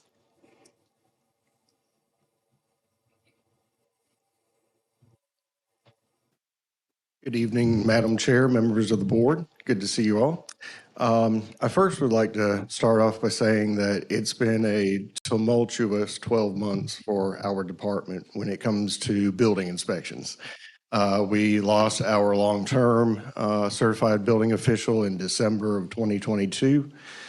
These positions are very, very difficult to fill in the state of South Carolina. There's not a lot of people that are interested or certified to do these types of jobs. And a certified building official is someone that is required of us to have on staff. They serve a very critical function for building inspections and ensuring the life and safety of our residents as they live in their homes, dine in their restaurants, and recreate. So he's going to hate me for this, but I want to recognize Will Branham in the back. He's in the back corner. He is our long-term residential building inspector, and he kept us going through these 12 months. I'm very proud of him, and I'm glad that he now has a new mentor to look towards. And we also had to use the services of a third-party contractor during that time, which was that was less than ideal because you don't see the same people every day. And our certified building official was only here for 3 days a week, so public service suffered as well. But we've rounded a corner. I'd like to introduce Sam Goss. He comes to us from Greenwood County. And actually, he came to us, or to me, through one of our staff in the engineering department. They were like, hey, I know somebody. So Sam applied, and Sam is here with us. He's been with us for 2 months now. So without further ado, Sam, it's all yours. Madam Chair, Councilman, thank you for having me here tonight. I want to make this pretty brief. I was going to speak a little bit about myself and my qualifications, but I don't see a reason to do that. I'd like to skip right to what we can do for Kershaw County. I want to bring Kershaw County up to date with building codes and what's going to be required. What I enforce is state law. I do help Joey with some of the ordinances, but anything that I'm going to ask your constituents to do is state law. If there are any questions about it, I'll be glad to answer them. I can also bring you the codes that you'll need to help your constituent understand. I'm also more than happy to sit down and talk with them one-on-one to get them exactly where they need to be. Unfortunately, it may cost a little more money than what they wanted to, but safety does come at a cost. I want to offer consistency to our program.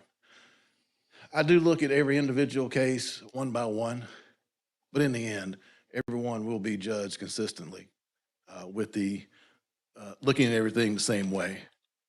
Right now, we're kind of in an education process with staff, as well as with builders in the county. The state of South Carolina doesn't offer or require any continuing education for builders in the county or in the state. I'm more than happy to help our builders and our folks here in the county learn everything they can.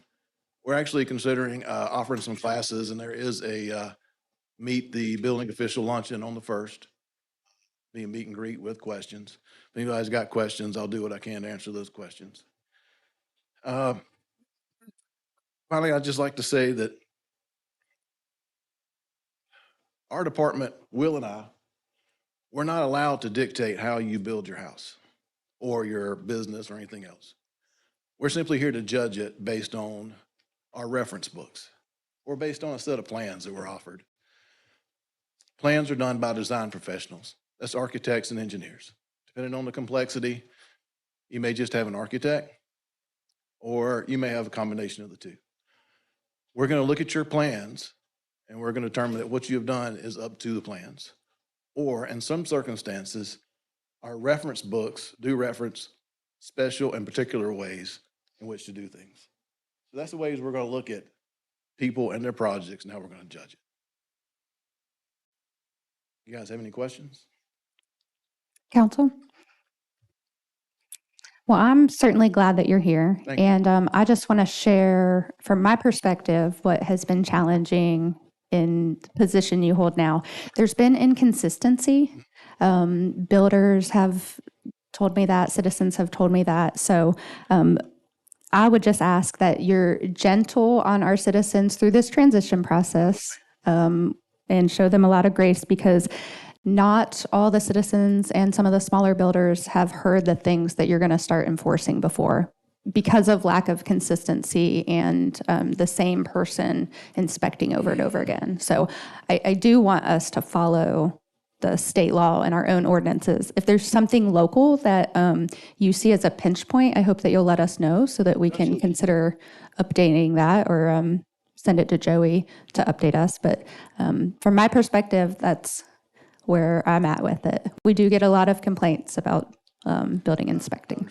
Madam Chair, Mr. Jones. out of respect, I'm not going to ask any questions, concerns, but I'm going to appreciate you being here, and I'm not going to put you on the spot in front of everybody your first week or whatever. But I have some very hard questions that I will be talking with you about. Absolutely. Okay, thank you. Also, there's a packet that Gerald has for you guys. We'll hand out later on this evening. If you'll just look through it, it covers a lot of what we do in our department. If you got any questions, please, I'll be glad to answer. Thank you. Have a good night. I'd like to actually ask you a question. Sorry, Jimmy, I'm not going to be as easy as you. So at this point, there's no contracted services. Is that correct?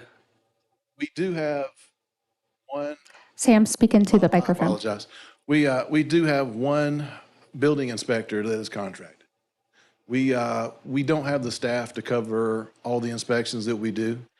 We do probably 30 inspections a day.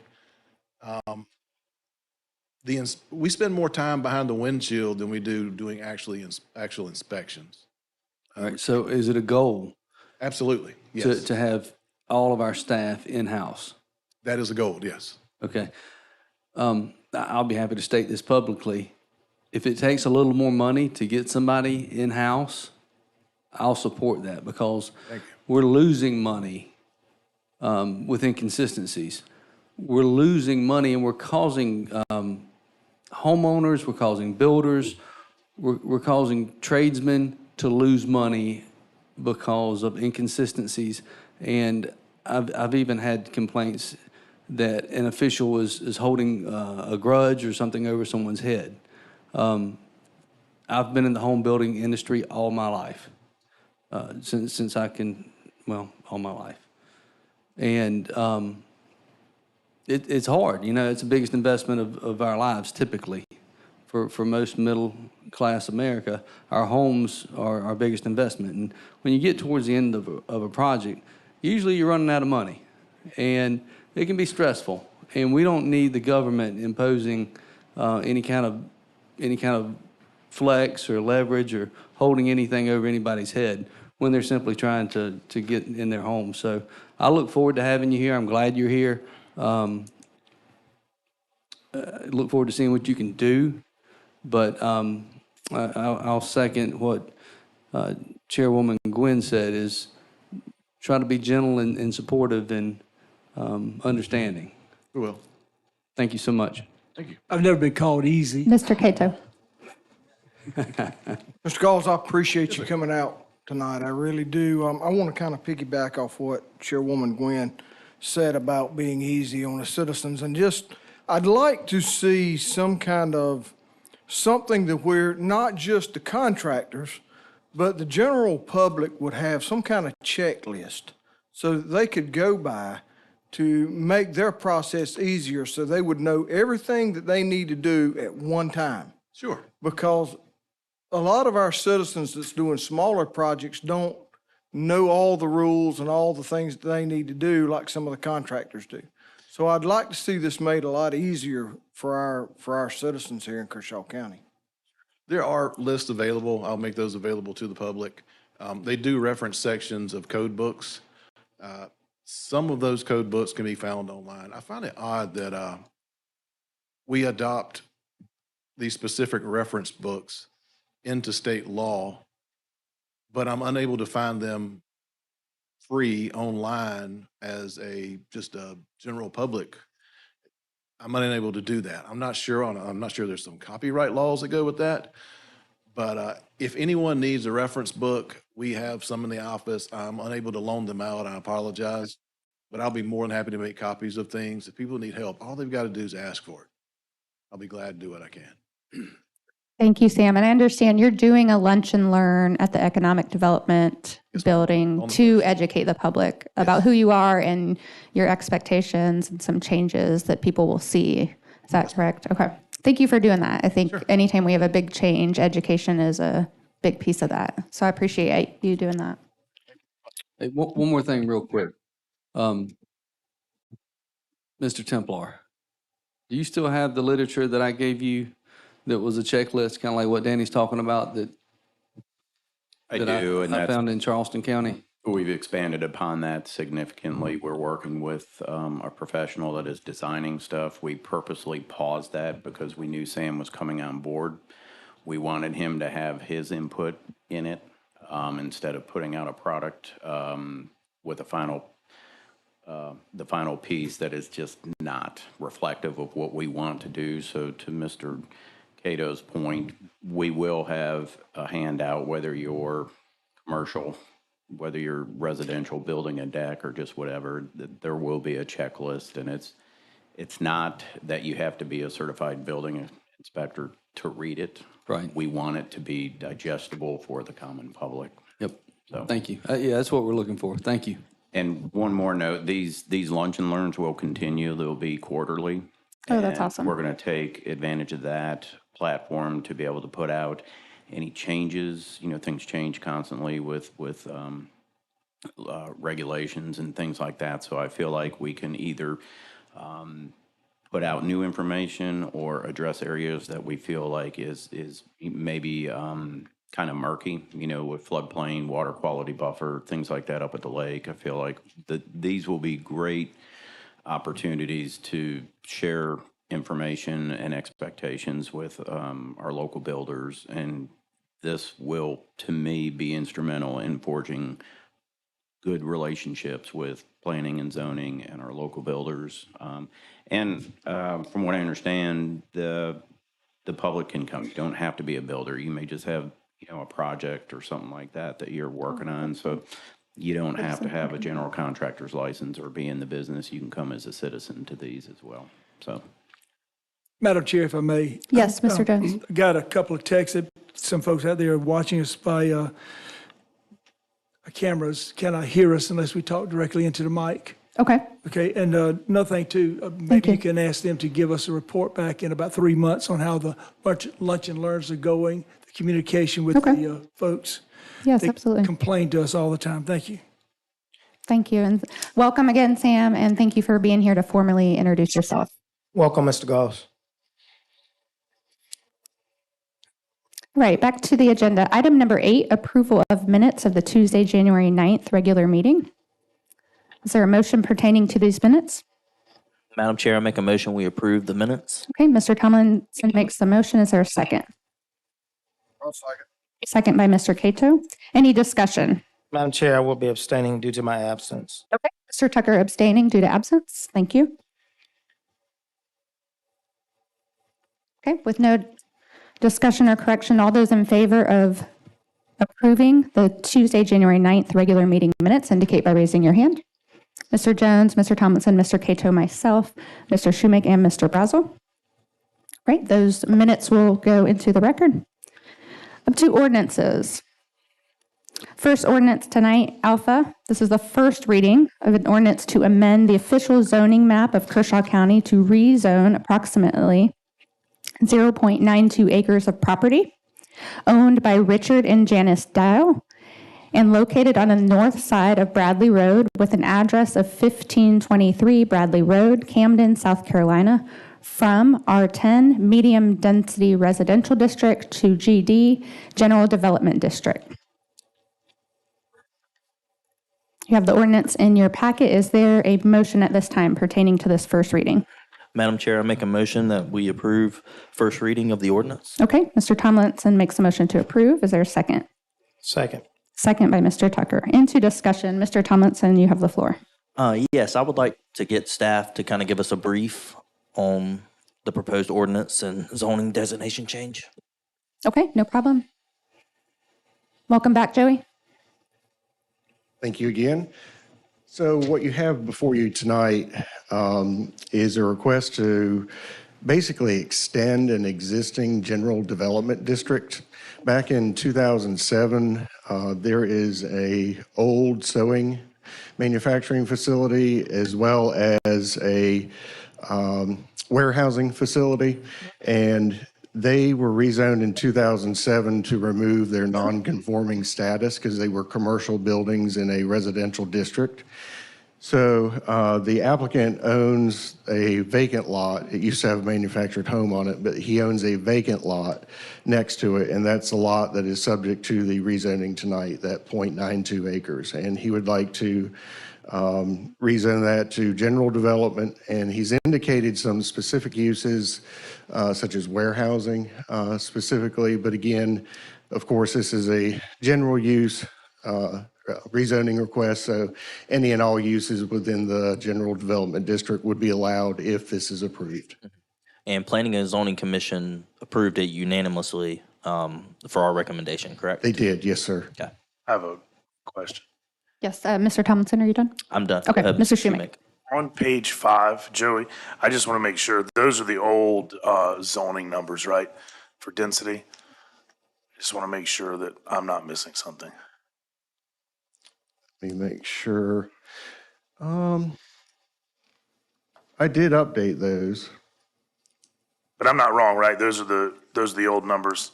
No, these are the current for, for single family is 15,000 square feet. And then multifamily is 15,000 Right. plus each additional unit. Right, when we get to the bottom, it should be 0.34, right? And on lot size and GD, public sewer, public water, be 0.34.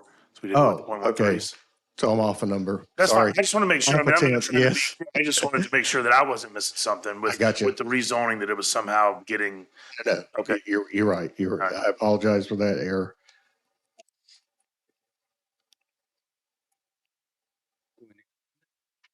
No, I don't think, it's not in the ordinance. It's just in the description. So I just want to make sure I wasn't missing it in the ordinance. Yeah, it's just a Scribner's error. Okay, and you can update that, Joey, Yes, please. Thank I you. will. Fix on second. Any plans, does the owner, you said they don't have any specific plans for this, correct? I would have to defer that to the owner. Are they here today? If you don't mind, because I have to look at it from the general use perspective, so. Yes, absolutely. If I could, Madam Chair, before we start, Mr. Schumake, why don't you make an amendment to amend that error? Well, it's only in the description. It's not in the ordinance itself. Understand that, but it's still in the description. I mean, I don't know that we need a motion. That's what I'm saying. It's just Joey's report. So on second reading, Joey can just fix his report.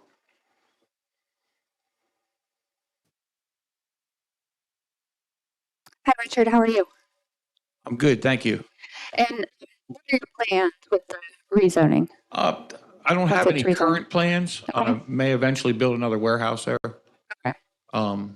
I own the property next door. We cleaned it up, refurbished the sewing factories that were there, and put them up for lease. Had a lot of demand. There's really no space here in Camden. So in the future, like I said, I don't have any current plans. I would possibly build another warehouse there. Okay, thank you. Members, do you have any questions for the property owner? And is it Mr. Dial? Is that how you say your last name? Deal. Yes. Deal. Mr. Madam Deal. Chair. I have a concern about doing this kind of speculative rezoning,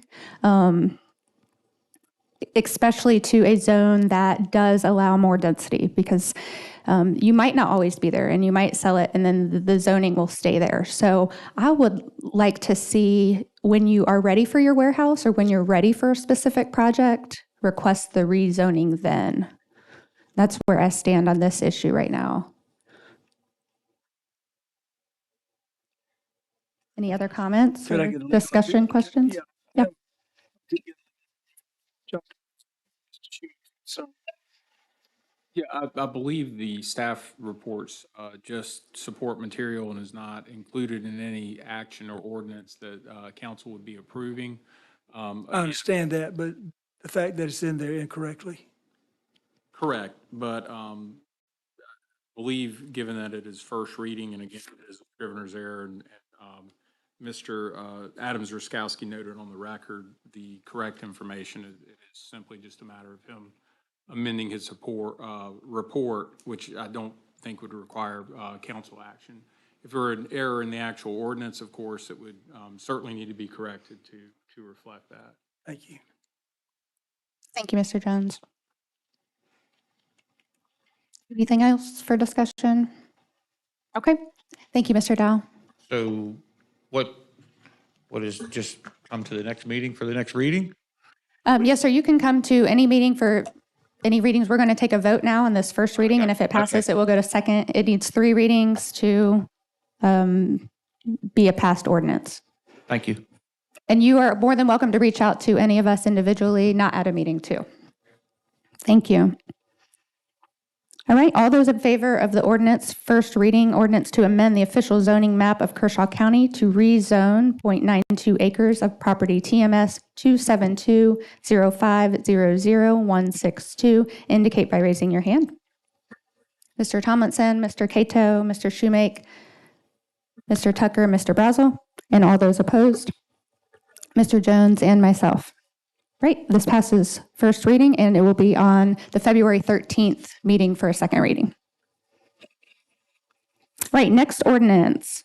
First reading of an ordinance of the Kershaw County Council to establish a litter control ordinance which shall prohibit the unlawful disposal of litter or solid waste in Kershaw County and provide enforcement and penalty provisions for violations. I would make a motion to adopt first reading of this ordinance. Okay, Mr. Shoemake with the motion. Is there a second? I'll second. Second, Mr. Tomlinson. And Mr. Shoemake, you have the floor. So this is an ordinance that for as we sit here now, the local order, there's a state law that controls litter, but it's for whatever reason never really enforced. That's a different issue for a different day. But our local ordinance has a maximum fine of $25. It's maximum, right? Yeah, maximum fine of $25. So this sets a new scheme, and this is kind of the beginning of us trying to, someone earlier mentioned the litter, which we all see. I mean, it's abysmal. It's a blight. And there's a lot we have to do. Fundamentally, at the end of the day, the most important thing we have to do is get the people of this community to understand that, throwing trash in your community is, it's completely self-sabotage, but that's a whole different issue that's probably beyond the scope of this body. But what we can do is give our code enforcement partners some tools that they can use to make this a little more punitive for those that do choose to do it. So it does 2 things that I want to point out. This basically replaces our old one. It does 2 major things I want to point out. One is that it requires people to cover their loads in their trucks, so that if they're going to the, people that they don't have, and Ken, you can talk a little more about, John, you can talk a little more about that. And then the other thing that it does is create a statutory scheme where if you violate the litter ordinance, it's a fine of $250 for the first offense and a mandatory 4 hours of community service. For a second offense, $250 and a mandatory 8 hours of community service. And for a third conviction, 512 hours of community service. We could go higher on these if we wanted to. I sort of wanted to start moderate and see how the body felt about changing it. The maximum we could go to would be 1,000. Is that right, John? That's correct. Yeah, so we could go up to 1,000. So we could go, 250, 500, 1,000, 500, 500, 1,000, or keep it as is. It's obviously first reading. I think this is a good start, but I'm obviously open to any discussion. Mr. Shoemake, or Madam Yes, Chair, may I Mr. have? I know you mentioned the monetary part of it being able to go up. What about the community service hours? Is that able to go up, and what would be the maximum amount? Because I think, people can give money to anything, any kind of fine. You really don't know how to serve the fine until you're there picking up the trash on the side of the road. And in my opinion, I think that should be the primary part of this ordinance. I'm not sure is there a... So the maximum penalty for this class of misdemeanor is a $1,000 fine or up to a year in jail. Given that there's up to a year in jail as the maximum penalty, service of community service specifically directed to litter pickup would broadly be within the discretion of council. Other municipalities and local governments, counties are all over the board in the amount of community service they require. We could certainly bring back some metrics to y'all on the inside and outside bounds of those, but we have seen community service hours exceeding what is in this, where we have these 4, 8, et cetera. I mean, Yeah. 20 hours is, I've certainly seen, I mean, again, if the alternate punishment, in theory, is a year in jail, I think imposition of hefty community service is not an issue. So If I can, we could do 10, 25, and 50 yeah, hours. we absolutely could. of And one thing I want to community point out from fellow council members is when we were working on this, it doesn't have any jail penalties. And let me tell you why. If you start putting jail penalties in, it could possibly trigger the need for us to give them a public defender if they get charged with it, as opposed to them representing themselves. And so you do that, you start costing the county more money than you're getting. Madam Chair, Yes, Mr. Jones. here's where I'm trying to gather all this great information in my head. 30 years ago, we had a little program and we were writing tickets. There's a state law out there, as you know. Our constables do have state citation books. Of course, no enforcement is really being done per se. But I can remember, Dave, 30 years ago that we would write tickets if you had an uncovered load or whatever, something flew out your car. I mean, there were folks out there to write the tickets. We've had no enforcement. I think we're creating another law, which I have no problems with, but it's a duplicate, somewhat similar to state law. But however, we're not enforcing what we got now. And that's my concern. If we're going to put this effort into doing this, I don't want it to be a dog and pony show. I mean, I want to be guaranteed there's going to be some enforcement on it. Because if there's not, I'm not going to just continue to create more bureaucracy in laws that aren't being enforced. I am all for litter. I am all for cleaning up. I've been on the side of the highways as well myself. I played Dodge car when I couldn't see so well one morning. There's just no enforcement now. So help me understand how this is going to be enforced. So, and I'd ask Mr. Templar to jump in after me if he wouldn't mind. But one thing I will tell you is right now with the $25 fine, because there's no shall language like with community service, you get one of these tickets, you pay $25, it's ineffectual. And so I think part of the issue is there's two parts. I think that if we do this, I think it sends the message that we're serious about it, which obviously we are. But the second thing is, I think code enforcement officers and our deputies are, I think, more likely to do it if they know it's not going to be some $25 fine and then the courts just sort of do nothing else with it. And there's you can never guarantee anything until you have to put it in place. But I think this is a first step. And that's why I count. And Mr. Templar, your thoughts on enforcement? Well, but we have laws on the books by the state. Well, the problem with and we have a state, and they carry state citation books. Yeah, but the problem with those state citation laws is what I just said. They carry jail time, and so people are entitled to a public defender. So a lot of times it becomes, I don't know why they're not writing them, but I know that it would cost the county way more money to write a citation and give someone a public defender than it would to do a citation with community service. We wrote many litter violations, and we never had to provide a. Well, the law's changed a lot. I mean that sincerely. Like, I think that's part of the issue. I get it. Mr. Shoemake, have you looked at other counties and their ordinances? Finish talking, Mr. When you, I thought you One were, is, I just want. Mr. Jones has the floor. But listen, Madam Chair, members of council, all I want to know is, we going to enforce this, or is it just going to sit on the books? Because we have the tools to enforce it, but it hasn't been enforced. Mr. Templar, can you shed some light on the enforcement piece and the citations that code enforcement can do and what their focus is? Sure, and we've had litter enforcement with most of our enforcement has been focused on illegal dumping in the past, and that's where we have enacted the state statute because it delineates the offense by weight. I think it's 15 pounds or less, or so. There's a threshold there. But what I like about this is just pure littering, and the $25 fine is certainly not a deterrent. So this gives us yet another tool in our toolbox to address this issue. With the tarping and things of that nature, we see a lot of that. That's where a vast majority of our litter comes from.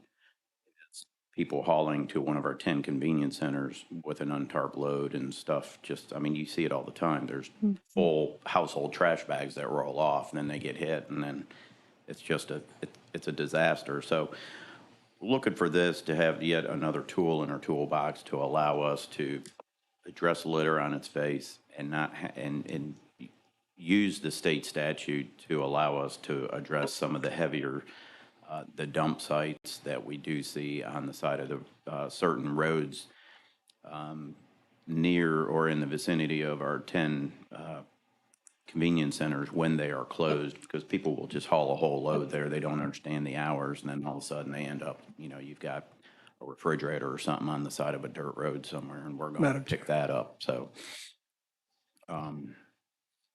yeah. Okay, thank you. Mr. Jones. Quick question, Mr. Bose. Do we not have the capacity with state law to enforce those laws now? Yes, the county can enforce the state law I believe again, the issue with the state law is it's a de minimis fine. I think Mr. Shoemake's concern, at least they expressed to me with that fine, is there's no real deterrent effect. If you wanted to litter quite brazenly, you just pay $25 and that's all you have to do. State law is more than that. Well, I think it has a range of 25 to 100, but still relatively de minimis fines. And this proposed ordinance incorporates heftier fines and, again, some litter gathering labor as a penalty so that people see the end result of that negative behavior and that negative impact. Are you sure that the state, you can't charge more than that? Are you sure about that? Well, the illegal dumping, I know, for like Mr. Templar referenced, is kind of by weight metric, and that deals with kind of mass dumping. Yeah, I believe the state law is this 25 to 100 range. Thank you. And speaking to other counties, this was the structure of this ordinance is somewhat modeled on Charleston County's ordinance, in that they have this stepped fee or fine penalty, as well as an increasing labor component for litter pickup. All right. Good job, Derek. Do you want to amend it? Yes, if I was just waiting for everybody to get the discussion out, Madam Chair, I'd like to make an Yes, Mr. amendment, Tucker. please, ma'am, on the penalties and fines. Section 6, penalties and fines, underneath A, to be $250 as stated in your handout, but go from 4 hours to 8 hours. Okay. Item B, from $250 to $500 with 16 hours, which should be should be 2 days worth of work they'll miss. 516 hours, okay. Okay, and section C, from 500 to 750 with 24 hours. Great. Motion. That is my motion. I'll second that. Mr. Tomlinson with the second. Okay. Motion to amend this ordinance. Section 6 alpha. Well, we got the second into discussion. Yeah, I like it too. I've got some discussion. Okay, Mr. Basil. Everybody hates litter. The amendment. Yes, Okay. it's on the amendment. Everybody hates litter, myself included. We do have young people that make mistakes, and I feel like going from $25 to $250 with 4 hours is probably enough of a jump initially. I wouldn't be able to support the more stringent and higher fines. I'd like to see how it goes with where it's at.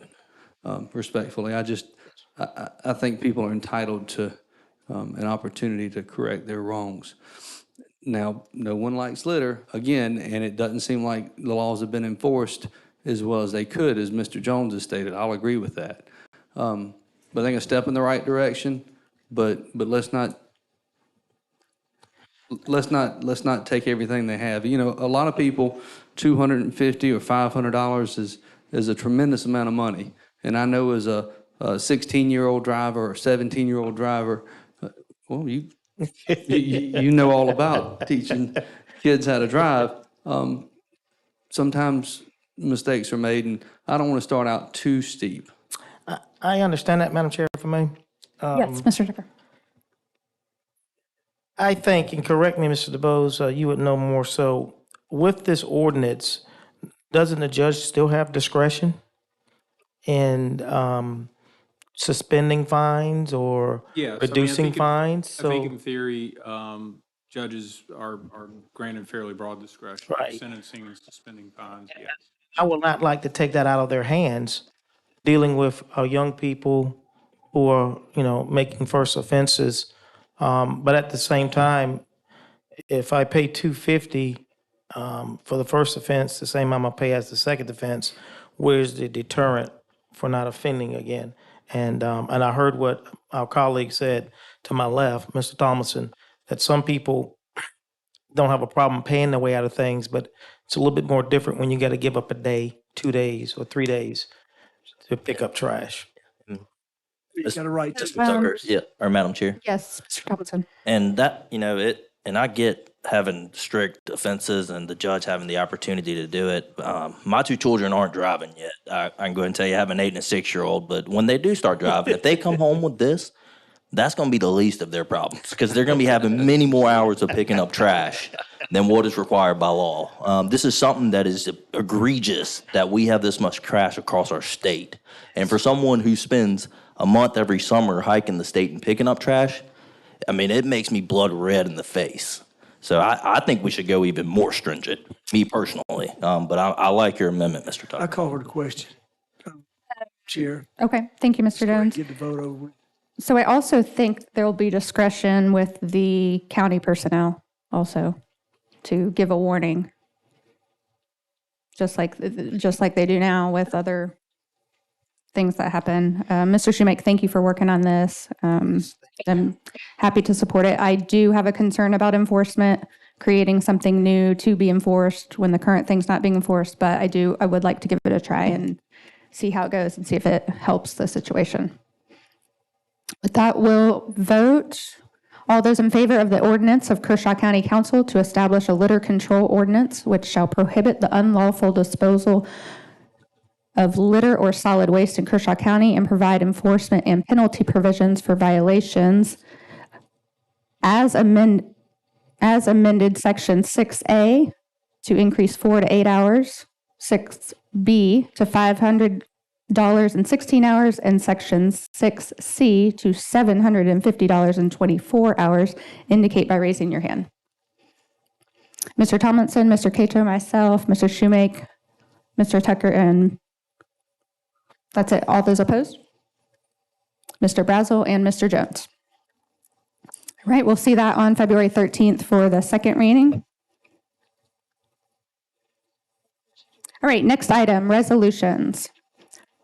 We have 2 tonight. The first resolution, a resolution opposing any plan or project to widen U.S. Highway 521. I'll read it first, and then if there's a motion pertaining to it, please speak up. Whereas U.S. Highway 521 south of Interstate Highway 20 in Kershaw County is presently adequate. Whereas U.S. Highway 521 south of Interstate 20 in Kershaw County does not need to be widened into a divided highway or widened to 4 traffic lanes. Whereas the widening of U.S. Highway 521 south of Interstate 20 in Kershaw County is unnecessary and would constitute a misuse and waste of public funds. Whereas the unnecessary widening of U.S. Highway 521 in Kershaw County south of Interstate 20 would adversely affect and unnecessarily have a negative impact on Kershaw County. Now, therefore, be it resolved by Kershaw County Council that Kershaw County Council oppose any unnecessary, wasteful, and detrimental project to widen U.S. Highway 521 in Kershaw County south of Interstate Highway 20 to 4 lanes, and request that any such project not be pursued, and request that its representatives officially oppose any such project in Kershaw County. Resolved by Kershaw County Council, what's the date? 23rd day of January, 2024. Right, is there a motion for this resolution? I make the motion that we approve. Okay, Mr. Jones with the motion to approve or adopt, and I'll second. And into discussion, Mr. Jones, you'll have the floor first. Thank you very much. Bear with me. This is a petition. What did you say? They got 37 pages full. It's got to be what, 300 plus 200, 250. Still, that's outstanding. 200. You have 250 signatures on here. You have folks out here who live in that area. And I'm going to support this resolution, and I'm going to support you folks because you live there, and we're here to listen to you. We're here to represent. Let me tell you the way I feel about this. I feel that a vote against this resolution is a vote for the politicians and bureaucrats in Sumter. And I feel that a vote against it is against these citizens. But a vote for this resolution is a vote supporting the citizens who put us up here, who we work for. I hear you loud and clear. You can't vote for me. I don't care. I'm still your county councilman. I'm still going to represent you. And I'm going to stand by you on this. And I would urge this county council to do that based on that fact. Just remember what I said. It's my opinion. If you don't vote for this resolution, colleagues, you're voting to support the politicians, bureaucrats in Sumter. Okay, thank you. Thank you, Mr. Jones. Any other comments, discussion? Okay. I would like to make a couple points of concerns. First of all, I do want to share with my colleagues and the public that I was asked to take this off the agenda and then threatened if I did not. So that doesn't intimidate me, and I'm not going to pull things from the agenda or put things on the agenda based on that. So moving forward, I hope that whatever stance council members take on this, that we will respect each other's agenda items because I put this on the agenda on behalf of the people of Kershaw County. Just as every other member puts stuff on the agenda when they believe in something. So I started talking to citizens in October about this, and there's an overwhelming concern about safety on 521. I've used to work in Sumter at the National Guard Armory, and yes, there are people that drive too fast and there are people that drive reckless, and that is a huge concern. That is a law enforcement issue. I have noticed that Highway Patrol in Kershaw County have been out and about more. I'm happy about that. We have the same issue with Highway 601, Highway 97, 521 North, and Highway 1 going east to Bethune. Same issue, 2-lane roads where people are ran off the road or people don't have a lot of distance to pull over, safety concerns. It's law enforcement, and we need to be advocating through our law enforcement channels for more accountability there. I personally think 4 lanes will encourage more speed in that respect. The second concern that citizens brought to me was land encroachment. So there's agricultural land that's going to be disturbed. There's federally protected land. There's wetlands. There's cemeteries. There's historic land. So that's a concern. And we have to take that into consideration. The third issue, we are encouraging growth. It's been well researched that 2 to 4 lane highways especially boost economic development. They promote economic growth and residential growth. This is widely studied, and I brought one with me tonight. The proximity to major highways is one of the first questions asked by companies when they're moving. So I think that it encourages companies, industries, and residential development in that area, which is not what that's not what the Boykin area and other members that live there want in a majority. Council historically has not been forward thinking in their project approval, and now we're playing catch up and we're reacting to a growth problem that we helped create. And I see this the same way. Looking into the future, this project will promote growth. So if we're already challenged with the growth problem we have, I don't want to encourage more of it in an area that clearly doesn't want it. I want to tell you about population. So in Sumter County, the population in 1990 was 101,000. The population now is 104,000. Okay, that's a 3% growth rate. In Kershaw County in 1990, it was 43,000, and now it's 67,000. That's a 55% growth rate. So I understand completely why Sumter residents would want this Sumter Superhighway to encourage economic development and growth for them, but I don't represent them. So the majority of support for this project is in Sumter County. So that's part of the reason for writing this and having County Council take a stance. Number 4, priorities in Kershaw County. So this council, state legislators, and Congress worked very hard to get all of Kershaw County into one council of government.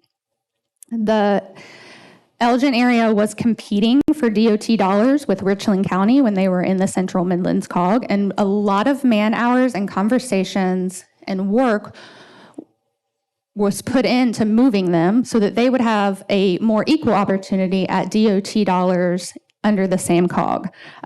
So now that all of Kershaw County is in the Santee Litch's COG, I have to, as a sitting member on the COG and in this position, prioritize what Kershaw County needs. And 521 is not the people's priority.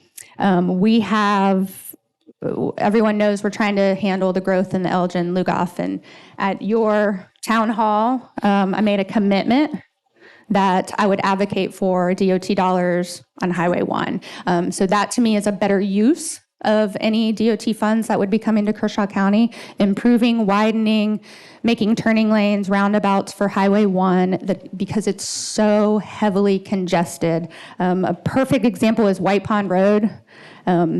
If you're over in that area, it's terribly congested. So if there's any lanes needed in Kershaw County, that would be first. Next item, the feasibility report. Some of the citizens talked about it, and I've talked about it with them. I want to read, this is straight from the SCDOT's website.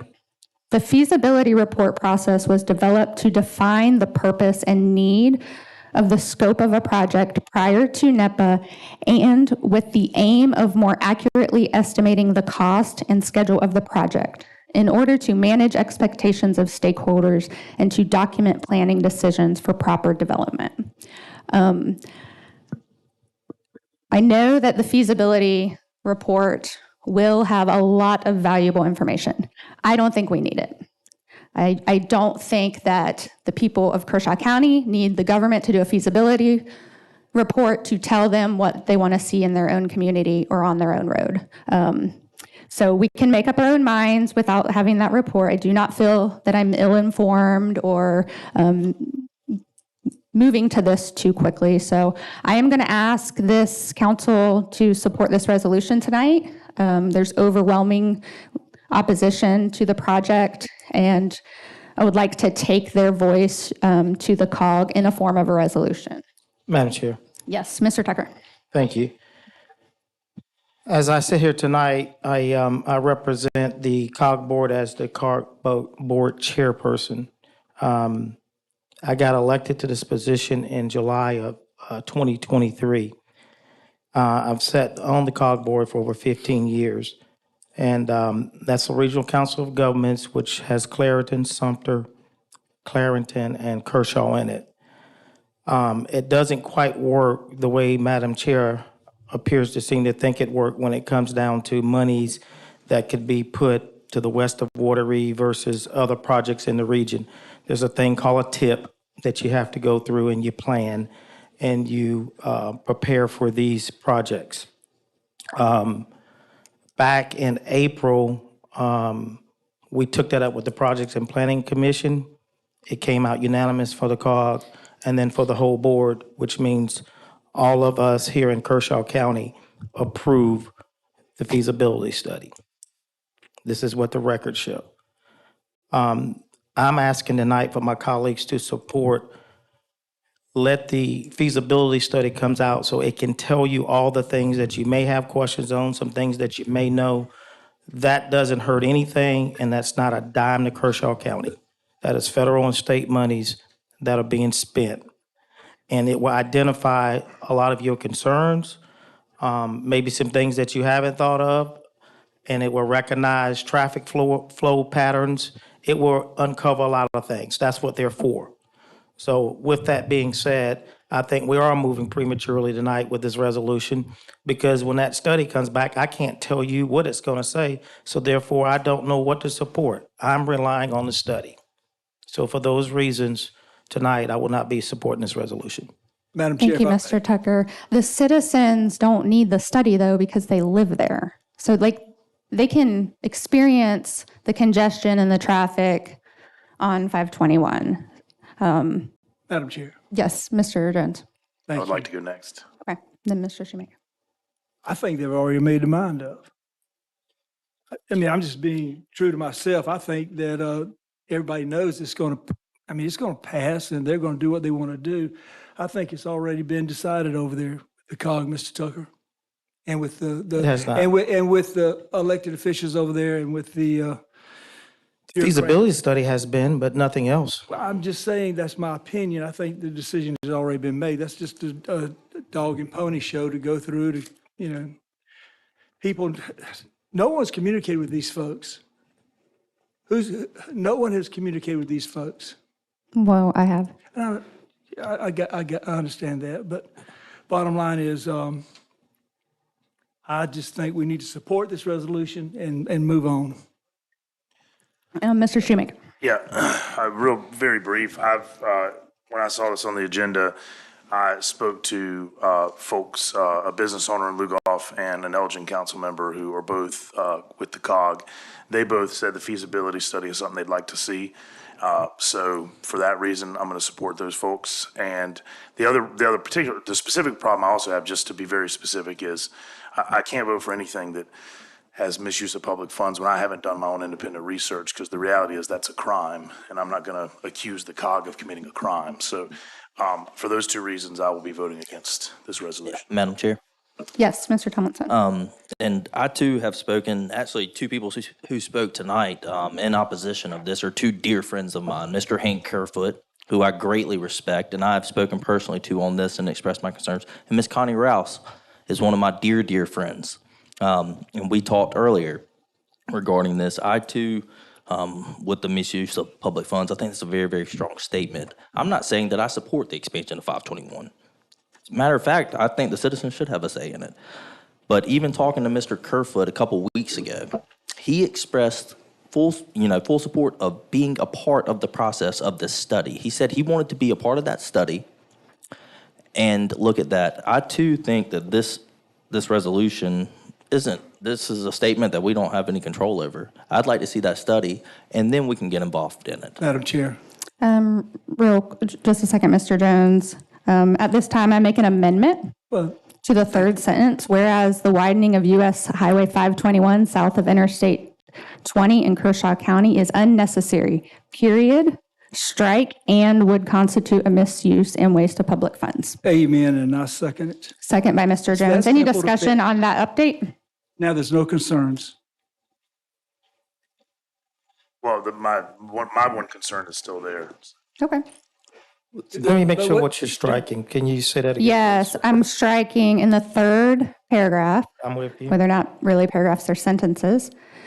After county is unnecessary, put a period, and then strike, and would constitute a misuse of waste of public funds.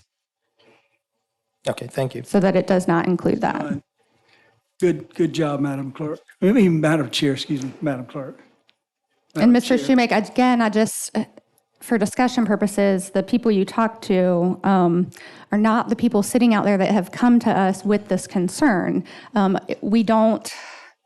going to support the COG if they move forward with this, because I'm a member, and that's once something's resolved and voted on, it's done. But I'm not going to go to the COG and vote for something that the COG wants to do when Kershaw County doesn't want to do it. Well, and that's fair. Like I say, my issue is I've had people in my district that represent the areas you mentioned. That's the only reason I brought it up is you mentioned the area that are affiliated with both that town and the COG who have asked to see the feasibility study. So I don't want to vote for a resolution at this point that basically, I mean, again, it's a resolution that doesn't have the force of law, but I'm not going to agree to something that basically says they shouldn't be allowed to see the thing they've specifically asked me to see. So in that way, I'm responding to the constituents that have reached Do they out. want to see a feasibility study on Highway 1?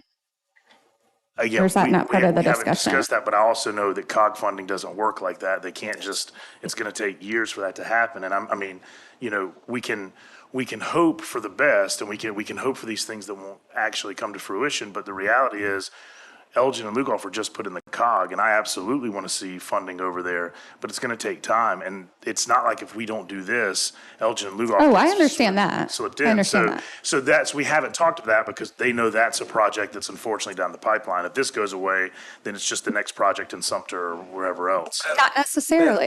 Madam Chair. I disagree that we should do the project because we might miss out on doing a project. No, I didn't say do the project. I just said do the feasibility study. Madam Chair. Yes, Mr. Jones. If I may. I'm concerned about Highway 1 and all getting wide, and certainly I am, but that's not what I'm concerned about tonight. These folks live there. They don't want it. So that's good enough for me. They don't want it, and if they don't want it, I don't want it. And, you know, the resolution, if the resolution is so useless, why do some of my colleagues up here who said the resolution is so useless have voted for resolutions throughout the past? You know, and I was the biggest one to say resolutions are useless, but I mean, bottom line is, we fixed it. Everybody was concerned about that one little sentence you had in there, those few little words. You took that out. It's going to be taken out. So I feel like it's ready to go. We should have no concerns over it.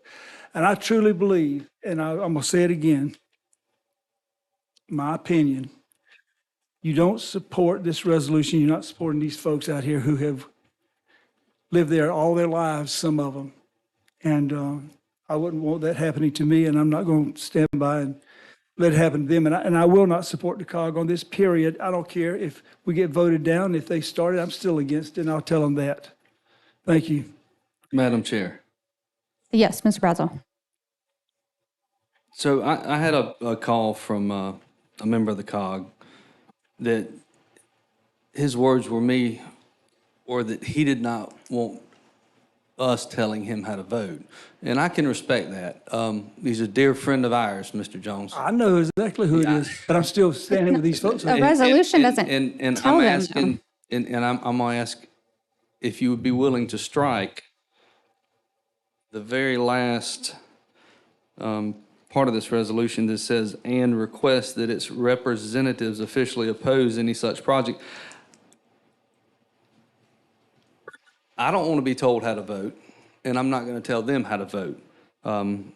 They have a lot more information than I do, but would you be willing to strike that from this? I need to hear how it reads. Yes, you want to make a motion to? Well, I'll make a motion that we amend the last paragraph. Now, therefore, be it resolved by Kershaw County Council that Kershaw County Council oppose any unnecessary, wasteful, strike wasteful is part of my amendment, and detrimental project to widen U.S. Highway 521 in Kershaw County, south of Interstate Highway 20 to 4 lanes, and request that any such project not be pursued, period, strike, and request that its representatives officially oppose any such project in Kershaw County. Strike that entire statement, period. Is there a second? Second, and do we have a safe place for some of us to go sit into? I'm sorry? Nothing, it just, I know colleges have a safe place for the students to go to when they feel. Okay, Mr. Jones with a second. You, Mr. Brazel, for discussion on that strike. And thank you for bringing that up. I don't want to tell people how to vote either. I just want to have the people of Kershaw County, Mr. Jones, please don't interrupt. The people of Kershaw County have their voice at the COG meeting. I mean, they do because they have representatives, but this would be a collective voice to take there. Now, what I could get behind is what these people are asking for. But I do think at some point, if we keep reproducing, at some point, that road's going to become congested. At some point, whether it be 5 years or 10 years or 50 years from now, something's got to give. I traveled that road to Thomas Sumter Academy from 1993 to 1996. I got a flat tire in Rembert because of a pothole. It's narrow, it's dangerous. I have family members that have also traveled that road. They got in a car accident because someone parked on the road. No brake lights. There are some concerns. I hear you. I love Boykin. In those years that I spent traveling to Thomas Sumter Academy, I made a lot of good friends in Boykin. Classmates that we're still dear friends. I definitely want to keep the charm that your community has. It's beautiful. I couldn't afford property where you live, so I live in Pine Grove community out in Lugoff where we had some family property. But for many, many years, I wanted to live in Boykin. But at some point, we've got to make some improvements, because if we don't, the same crumbling bridges that you brought up, the same crumbling infrastructure that you brought up will be present in your home. So how do we thread the needle? How do we hear you, and how do we let the Council of Governments do its job properly without alienating ourselves for the next 30 to 50 years? Because if we tonight tell them how they can do and how they cannot do their job, we won't get a red penny out of them for the rest of Kershaw County for a long, long time. And that's going to hurt us in Elgin. Madam Chair. So what I would like to do is ask for a revision that we can support. Their bypasses. I hear that Rembert may be bypassed. Can Boykin be bypassed? How do we fix the problem without dropping a gauntlet? Thank you, Mr. Man, your Brazel. church. I rode past the cemetery the other day. It doesn't need to be impeded on. Agreed. But how do we fix that? How do we work through these channels properly and respectfully and achieve the goals that we need to achieve? Feasibility study. Madam Clerk. Thank you, Mr. Brazel. Madam Chair, excuse What I heard the people of Kershaw County say is that there isn't something to fix. There are safety concerns and there are challenges, but there's not a huge problem that needs to be fixed. There's not a bypass that's needed. I had phone calls from people that weren't on the COG and that travel that road, and they said it's needed. I'm hearing both things, but if it were my home, I would be here, and I applaud you for being here. I know a lot of you, and I respect you. But how do we solve a problem? That's what's wrong with the government. That's what's wrong with politicians. We can't work together. Let's work together and solve the problem. See, I'm not a politician. Somebody called me a politician today, and it struck me as odd. It really kind of rubbed me wrong, because I'm not. I'm a resident of this county, and I've been here since I was born, 1978. We face the same issues. We can't get out of our own way at times. I have a question for Let's Mr. Brown. fix. I still have the floor. I understand, but I have a Let's question for you. in a minute. I Let's apologize. I apologize. Stay calm, Mr. Jones. Let's fix the problem. Let's work together. But if we draw a line in the sand, whether it's you or whether it's us, we don't fix a darn thing. Look at Congress. What a mess. We're in more debt than we've ever been in. Mr. Brazel, can you stay on topic, please? This is the topic of getting along and working together and coming up with a solution. I can support a resolution that solves an issue without a bunch of wasteful spending. But we've got to be able to work together as Americans. We can't say every day not in my backyard. We've got to come up with a way to solve problems in America without just stalemating. Now, Mr. Jones, It's actually Mr. Cato's turn. Mr. Cato has the floor. Oh, you, Mr. Jones. Okay, Mr. Jones. I appreciate that. I'll take that. You know, when you talk about working together, we are working together. We have different opinions up here. We have different ideas, and you know, telling somebody how to do their job. Are we saying that the COG does not want to hear from these folks who are going to be directly slammed with this project? So that's what I'm hearing. It sounds like they don't want y'all's input. They don't want to hear from you. They certainly don't want to hear from us because we'll be telling them what to do. I've never heard such nonsense in my life. I have people telling me how they want me to vote all the time. They tell me what their concerns are. We all do. And every one of you up here said this resolution doesn't mean anything. But if it doesn't mean anything, we need to go ahead and pass it and push it on through. But bottom line is, we are working together. We have differences of opinions. And I hate that I'm right all the time. I hate that. But I am right most of the time. And you know it, Ms. Tucker. You've been here 18 years with me, and you know that.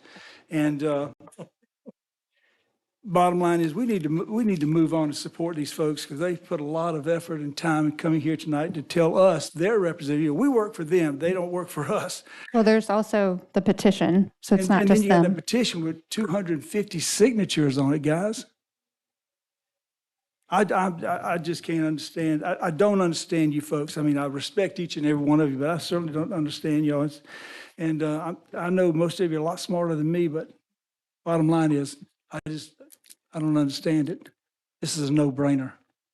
And yes, one of my best friends, like a brother to me, is absolutely, he sits on the COG, and he is absolutely against this resolution, but I'm standing with these people. Mr. Cato, you have the floor. You know, I sit here, and as I do a lot of times, and I try to listen to what everybody has to say. Sometimes I come in here undecided on a lot of issues. And I sympathize with each and every one of you. I really do. I'm not going to say I don't agree with you, because I think I do. But I also agree with what Councilman Brazel says. There's some issues on 521 that needs to be addressed. Do I think it's widening it to 4 lanes? No. Do I think that it deals with encroachment of people's land? Not necessarily, no. But I believe that we owe it to the COG to at least give them the opportunity to come back with something, to tell us something. Listen, I've heard people say, well, Kershaw County can take this money and we could buy this trash truck, or we could fix this road. It's not our money. This is not Kershaw County's money. If you really want to get down to it, anything we do in here today, other than to say, hey, we don't want it, doesn't mean anything, because it's left up to our state legislators and it's left up to the COG. It's not Kershaw County's money. So I think it's premature in a way for us to jump out there and to slap a COG in the face that has contributed a good bit of money to Kershaw County through the years, to include recently purchasing a fire truck for Kershaw County, and slap them in the face and say, listen, nah, this is something, just forget it. Don't come with no ideas, don't come with anything, just forget it. And I promise you what's going to happen in the future when we want to widen number 1 between Lugoff and Elgin, or when we need a road fixed in East Camden, or when we need another fire truck, most of them's going to look at us and say, no, you want to treat us like that? We're not going to give you nothing. Nothing. And then we're going to be left in the back. So, again, I'm not saying, if this resolution was to have come out after a feasibility study, more than likely I could support it. But I think it's really premature of us to jump out and put our names on something that hasn't properly been evaluated yet. It's more than it's just simply a discussion. It's almost starting out in kindergarten. We hadn't even got to elementary school yet. So at least let the COG tell us, or the feasibility study to tell us what they think. And that's not going to hurt nothing, because no land's going to be harmed. Nothing's going to be done for them to come back and just tell us that. And then if doing a resolution would help, then I would be all for it. But that's my way of looking at it. And I will say this, this is where you live, so I take into account what you say more than the others. But there's also, I've had only one person in opposition to this call me all week. I've had approximately 12 call me saying that this shouldn't happen this way. Thank you. Thank you, Mr. Cato. Mr. Jones, I have the floor. I am very surprised as a representative of a rural district that you don't understand where rural people are coming from. But we are not preventing the COG from doing the feasibility study, the resolution, nor did I ever say I don't want to see the feasibility study. I said the people that live there don't need it to know how they feel about a project. The government doesn't need to tell people how they should think or what they should feel about a said project. This is getting a little twisted, and I'm really confused. There is more opposition than support on the Kershaw County side. I do believe it will benefit Sumter. I don't represent Sumter. I don't let the COG, it's not a slap in the face to the COG, but I also don't represent the COG. I sit on the COG to represent Kershaw County. So I'm having a lot of trouble with some of your points, Mr. Cato, but it's okay. We just disagree on it. Well, you can't be on both sides. Mr. Jones, and then we're going to vote. Let me say this. Madam Chair, I think I see where this is going. If this gets voted down tonight, I want you and I to sign the resolution or have another, we will send it over there to them. If this doesn't pass tonight, I want you and I to sign something and send it over to the. Well, I'm going to be there, so I'll just vote. But I still would like to sign something. Okay. Thank you. Sure. All right. All those in favor of a resolution of Kershaw County Council opposing any plan or project to widen U.S. Highway 521 to a divided highway or a 4 traffic lanes in Kershaw County south of Interstate Highway 20 indicate by raising your hand. Madam Chair, we never took the votes on the amendments. Thank you. Let me find my notebook. Thank you, Mr. Tucker. All right. Call for a vote on the second amendment to paragraph 5, striking the last sentence, putting a period after pursued and striking the last sentence.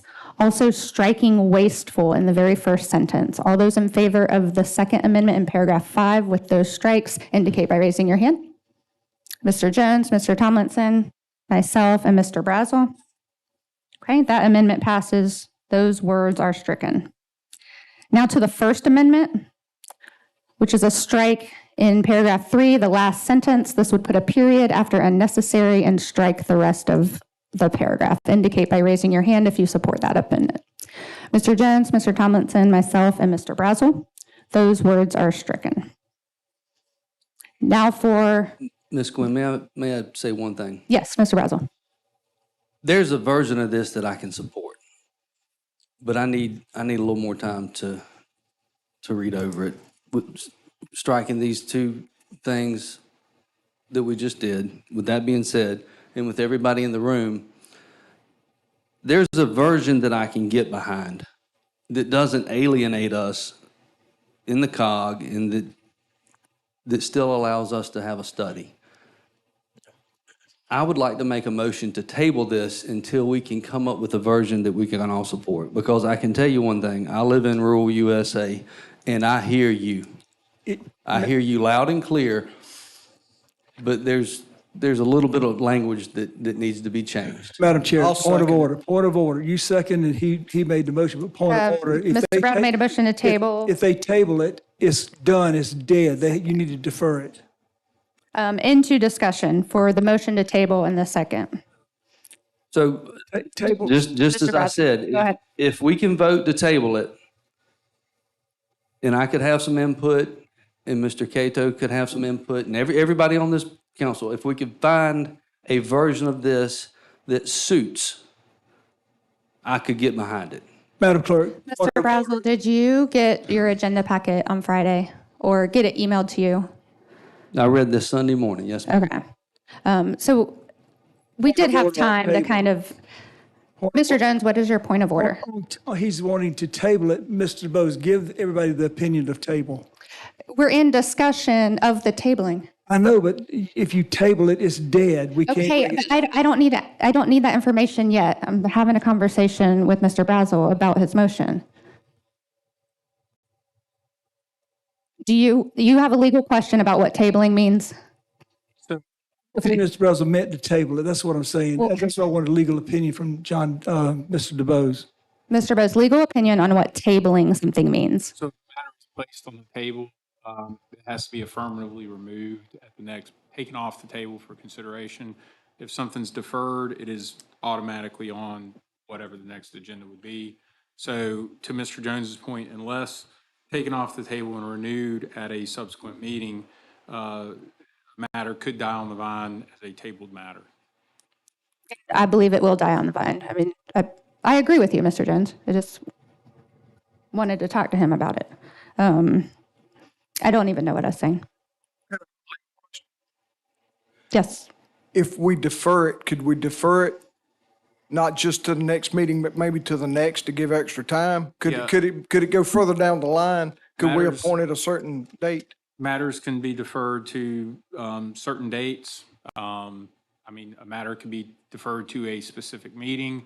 It could be deferred 60 or 90 days, like whatever the closest council meeting to that is. So again, a deferred matter can be deferred to a very set future date. I would support deferred.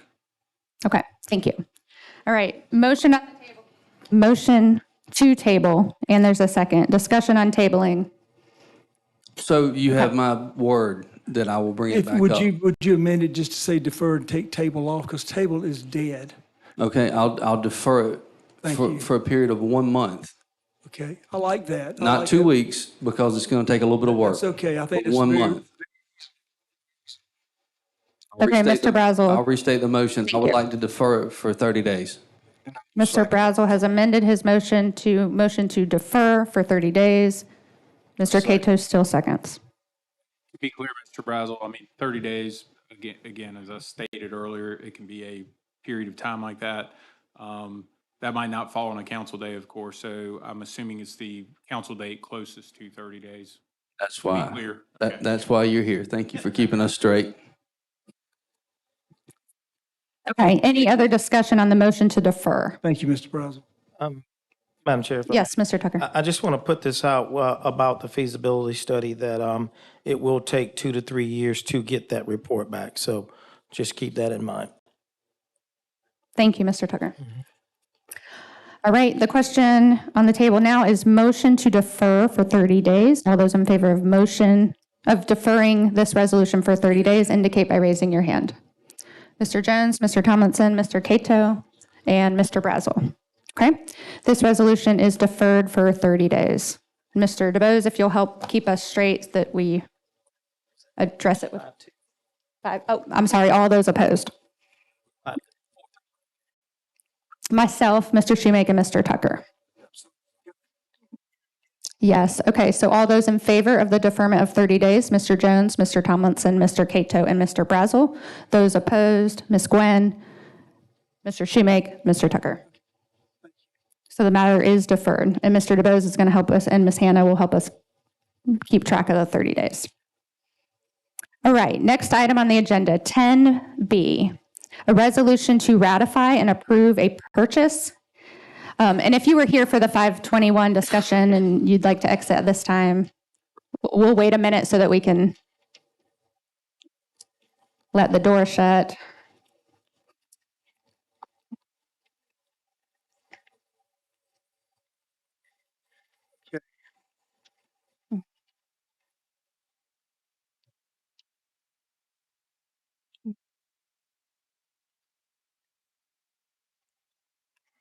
All right, back on the agenda. Item 10B, a resolution to ratify and approve a purchase and sale agreement for property presently owned by Dominion Energy South Carolina Incorporated, tax map 29800000005, containing an aggregate of 1.76 acres, more or less, located at 205 Sumter Highway, Camden, South Carolina, the property, and to ratify and authorize all acts and matters related thereto necessary and required to purchase the property. Is there a motion regarding this resolution? Madam Chair, I make the motion. Okay. Mr. Tucker makes a motion to approve. Is there a second? And I will second. Okay, into discussion. Mr. Tucker, we'll go to you first. I just want to get an update from the administrator on this property, and if he would, please, Mr. Templer. Yes, sir. This property is going to allow us to relocate two sections of our EMS and a portion of one of our battalion chiefs for fire down to what is used to be, probably most of us knew it as the SE&G building down there at Aaron Clowen, 521 South. The existing structures down there will facilitate the storage and the berthing capacity that we need down there for our staff. This has been part of an exhaustive search for existing facilities that would allow us to just kind of go in and refurbish a particular facility to make it into an EMS station. We currently have a EMS station over there on Church Street that is terrible conditions, and we also have EMS station downstairs in this building. We'll be able to pull all of the Church Street station over to this facility and a vast majority of what we have downstairs as far as crews running out of this building. We have a battalion chief located up on Flat Rock that we'll also be able to locate that individual down here, more centrally located. So with that, we are asking that council approve this and allow this purchase to go through so we can continue to improve the conditions of our EMS facilities within the Camden area. Thank you, Mr. Templer. Madam Chair, I have a question. So what does this do for the northern end? Are we still looking up by Lockhart 521 or? Yes, sir. We still have that to deal with. So this just kind of allows us to take care of some issues that been a little more longer standing with the bad conditions over there on Church Street. There's been some water seeping in and just nasty. Deplorable. Building. Yeah, deplorable living quarters. Thank you.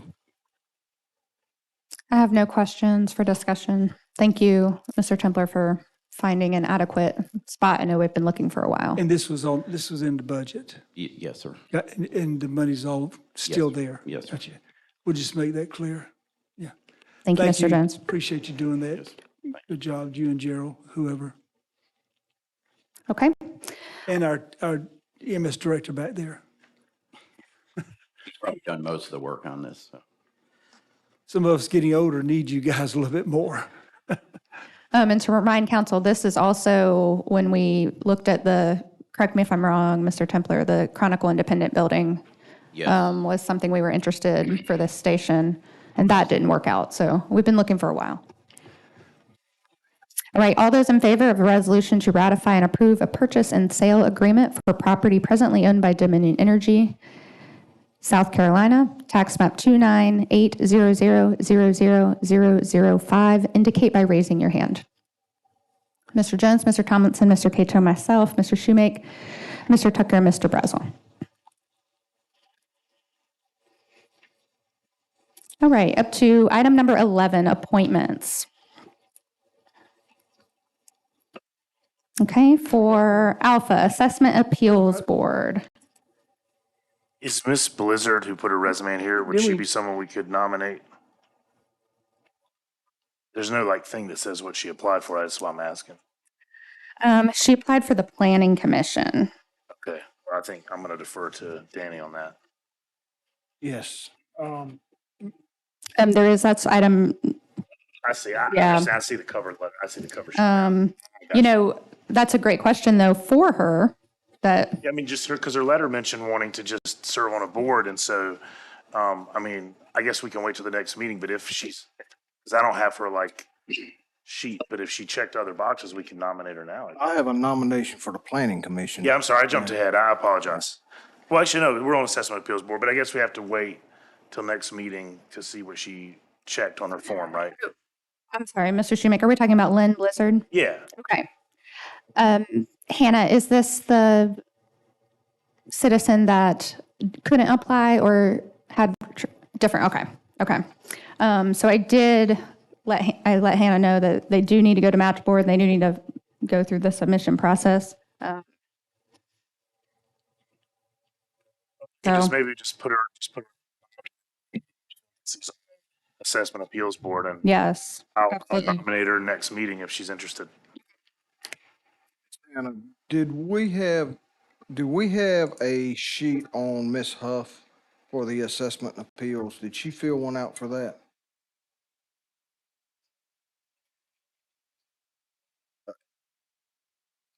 Okay, okay.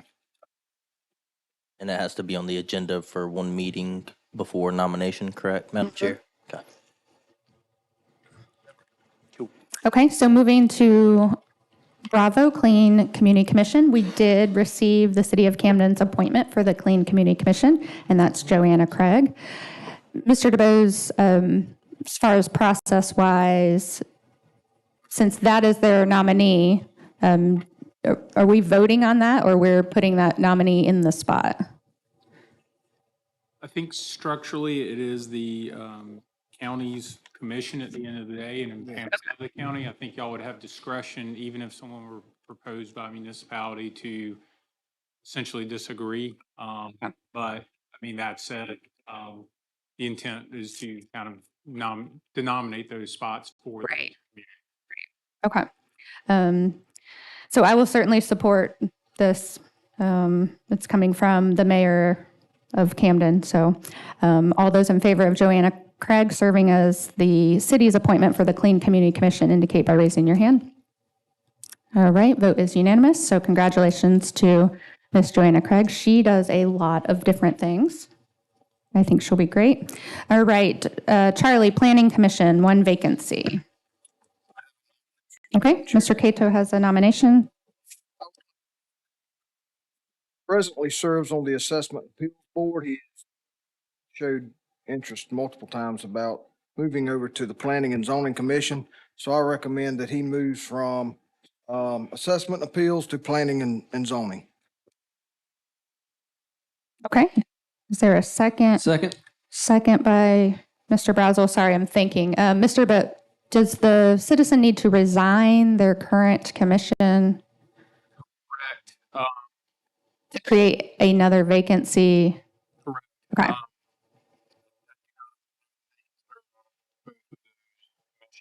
Currently. So, yeah, they would need to resign, provided that they say that's effective immediately and communicate that to council, tomorrow. I don't know that there's an issue here. Okay. So, and again, y'all could certainly make this appointment effective, their resignation from the other board. That's probably the cleaner way to do it, so that it does not trigger any concerns until they send a written notice of resignation. So I do know Mr. Gunner, and I think he would be great. I think just a point of clarity and process, he applied, he was appointed to his second choice because his first choice probably wasn't available. This is dated September. So what I do want to avoid people with multiple choices getting on board just as like a holding spot until there's another spot on another board and moving around. So I kind of have an expectation that he complete his zoning board of appeals appointment. That's my opinion. Because he applied in September, so this isn't a new application. It doesn't seem like a position came available and he reapplied. Does that make sense? Is he on the Board of Appeals now? Because I spoke to him and. He's on the Board of Appeals Yes, right he was now. appointed in October. Right. I think, like Mr. DeVoe said, we will honor his request upon resignation of the Board of Appeals, because that's a direct conflict of interest. He said we can. I think y'all's appointment could be made subject to a written resignation from the other board. That way there's no concurrent. Is God coming? I think so. Yeah. And Ms. Mr. Hannah, do Cato, you know when that currently, music is coming? you don't have anybody on the District 6, on the Planning and Zoning Commission, correct? No.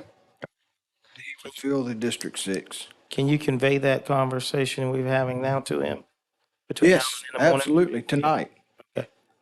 Mr. Shoemake, I have to, Ms. Blizzard did apply through Matchboard, so she does have a application. So we can do it. Yeah, let's finish it. Sorry, train of thought. Okay. So Planning Commission, 1 vacancy. You nominated Mr. Gunner, and there's a second. Subject. Written. Okay. And a second for Mr. Shoemake. Okay, any other discussion on that? Okay, all those in favor of appointing Larry Gunner to the Planning and Zoning Commission in the 1 vacancy, subject to his resignation from Board of Zoning Appeals, indicate by raising your hand. Mr. Jones, Mr. Tomlinson, Mr. Cato, Mr. Shoemake, Mr. Tucker, Mr. Brazel, and opposed, myself. Okay, so yes, Mr. Cato, if you'll communicate that to him. All right. Now, going back to Alpha for Ms. Blizzard. I nominate Lynn Blizzard to serve on the Assessment Appeals Board in one of the 3 vacancies. Okay, second by Mr. Shoemake. Any discussion?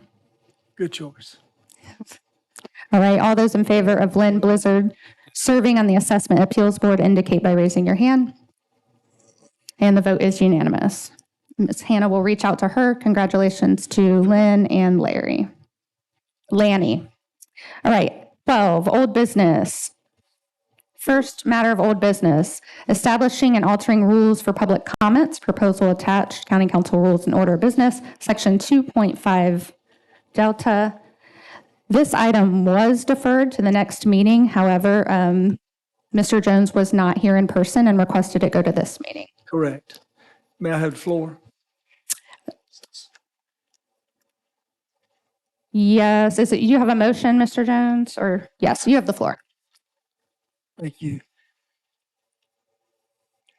Mr. DeBose, should we get a vote? So what's on the floor is the previous motion. Let me do this. Here's what I'd like to do, Madam Chair. I'm going to withdraw my motion. That would be on December 12, 2023. Okay. I have the right to do so, but I also want to make the motion to alter and amend public comment rules proposed with the proposed handout that I gave you guys. Okay, withdrawing your motion that was on the table, okay, and making a new motion. The motion I want to make is I hereby make a motion to alter and amend public comment guidelines in accordance with the proposal before County Council. Everybody should have a sheet, okay? And here's where I'm coming from. Is there a second on Mr. Jones' motion? Okay, I second. Thank you. Go ahead, Mr. Madam Jones. Chair. Okay, members of the public and county council members, my proposal for December 12, 2023 meeting was not a limitation of free speech as was put out there. Since then, some members have publicly indicated right here in this meeting that they feel the public should have and be more allowed more and have to have openly engaged in a public forum. Bottom line is, it's come to my attention that we would like to have more engagement in public forum. Well, since that is what some members have played up on, I want to clarify that public comments are for public input as to any public concerns and interactions with county council is permitted. So what am I saying? I'm saying that we're allowing the citizens of Kershaw County to get up here, to speak to us, and we can engage with them in conversation, not debate, but in conversation. What I proposed last time was very legitimate. I said, let's have a public speaking section, and let's limit it to make sure that it supports the business at hand, what we're discussing. Well, we have to do that on this county council. But I was slam man. I'm against free speech. Anybody who's been around here 18 years knows I'm not against free speech. But bottom line is, since we all said we enjoy Mr. Webb's comments, I enjoy Mr. Webb's comments, so why don't we change it as I've got here and allow us to engage with him? Because what I proposed last time was nothing but just trying to keep everything in accordance with our meeting and our budget. And if you look at our budget, that covers a lot of territory. That is not stifling free speech. But my motion tonight is that, and I can go through this as well too. It would read as this. This is the black line is the changes, guys. Public comment is an opportunity for members of the public to share information with council, to speak and share information with council, and is a public forum to hear the input and concerns from members of the public. It is not a time for debate, but with our questions and answers. It's not time for debate with questions or answers from council, but interactions by a member of the public with council is allowed. Okay? And it is a time for council to receive input. It is not a time for debate, but any questions and answers and dialogue with Kershaw County Council is permitted. Okay? In short, during public comment, council will listen to the public, comment but not comment or public comment concerns, and interact with the public. And it goes in here to say offensive and inappropriate comments will not be tolerated. I think that's disrespectful. In a group that would like to speak to council, we request that a spokesperson be selected, that this person indicate the group he, she is representing be signed upon the sheet, but if they don't want to go along with it, they all 10 can sign the sheet, and we'll sit here all night. I don't care. Okay. Public comment is a time to discuss issues. Now, here's my changes again. And concerns with members of the public and council, and receive input from members of the public. Public comment is a period is limited to 5 minutes maximum, and it is allowed for individual speaker. It is allowed per individual speaker the 5 minutes. Also, public comments to council as an agenda item shall continue uninterrupted and to be live streamed by audio and video where available until the public comments in the agenda, this item is finished and concluded. Now, I'm going to tell you guys, you talk about you want input from the public. You try to label me as a non-free speech person. And Tom Webb knows I have stood up for him with past county councils that tried to shut him down. I'd call a point of order and stand up for him all the time. He knows that. And I'll tell you something. For y'all to sit here and indicate that I wasn't for free speech, that was just heartening for me. It kind of aggravated me, to be honest with you. It kind of irritated me too. But bottom line is, my proposal is to be involved with the public. So let's have some dialogue with them, and because we all say we care about it, we enjoy Mr. Webb's comments. Well, let's have some conversation. Isn't that what what Brian said about the school? Start with a conversation. So I want to start with a conversation with the citizens of Kershaw County. That is my motion. It's been second. I now yield the floor to Madam Chair. whoever. Yes, Mr. Tomlinson, go ahead. Mr. Jones, I actually kind of like what you've put together here. I think, Let's do it. my only concern as far as conducting the business here today, what is your kind of thoughts on the 5 minutes? When we talk, are we part of their 5 minutes? Or does the clock stop? And then, or is this just going to be an ongoing conversation all day? I'm just asking because public comments is for Mr. Jones.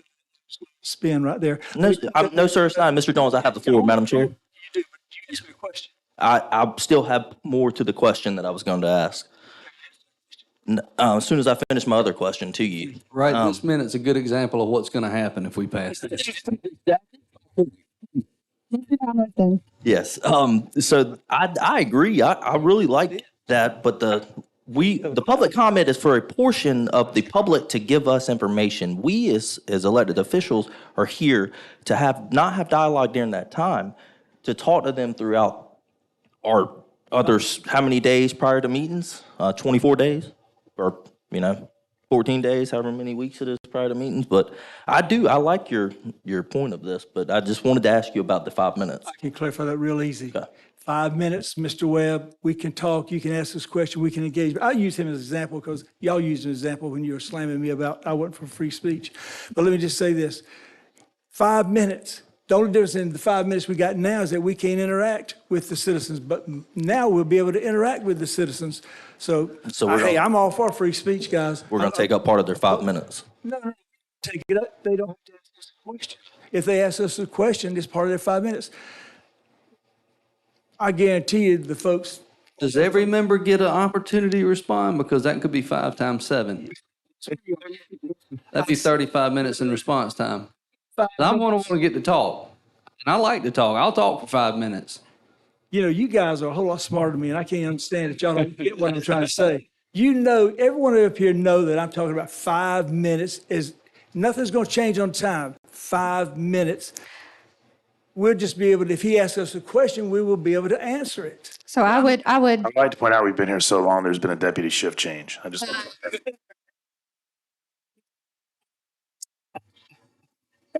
That was good. Okay. Madam Chair.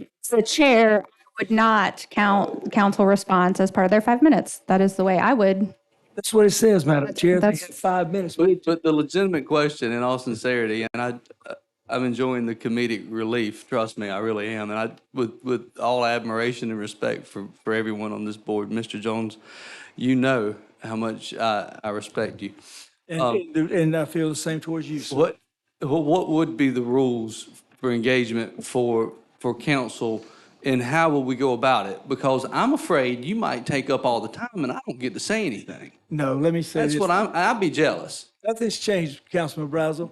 Let's just use any citizen. A citizen gets over here and speaks. They got 5 minutes right now, correct? They got 5 minutes. Correct. Yes. They will still have 5 minutes. Correct. The only difference is we now cannot, if they ask us a question, we can't answer it. They would be able to ask us a direct question. And as I said, it wouldn't be a debate, but it'd be a conversation. Because you folks up here said y'all wanted the input from the community. Y'all wanted, y'all couldn't believe what I did. So what I'm saying is I'm going to want to I'm saying I'm not taking a step further, and I'm going to do more than y'all ever have thought about doing. So I would have to moderate it to some degree as It will be moderated, as the meeting chair. I would ask the citizen to direct their question to a specific person if they want to hear from all 7. I mean, we'd have to handle that as not a blanket statement.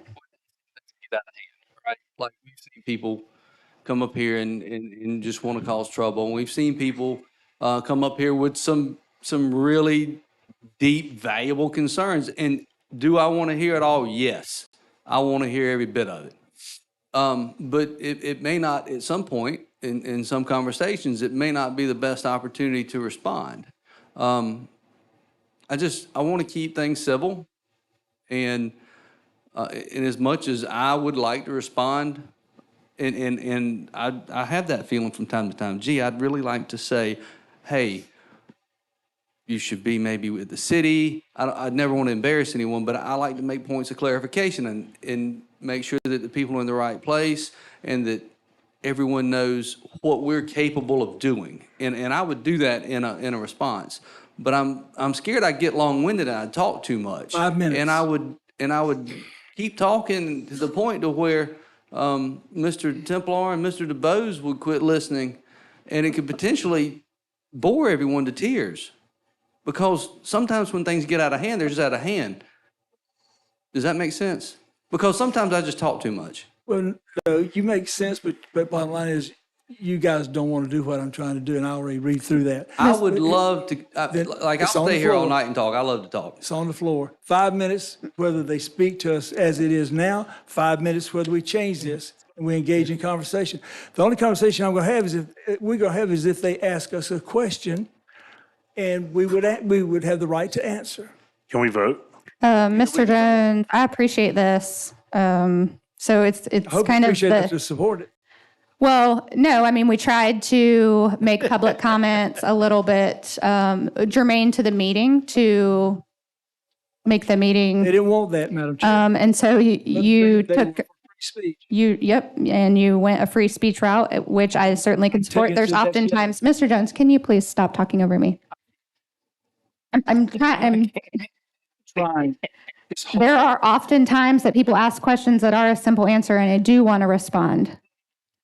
Just like the gentleman that I just sat there and stared at him, and he was very confused why I wasn't responding. So I'm definitely going to support your change. I'll say this to all of council: whatever the rules in Appendix 3 are, I'm going to chair this meeting in accordance with them consistently for every single citizen.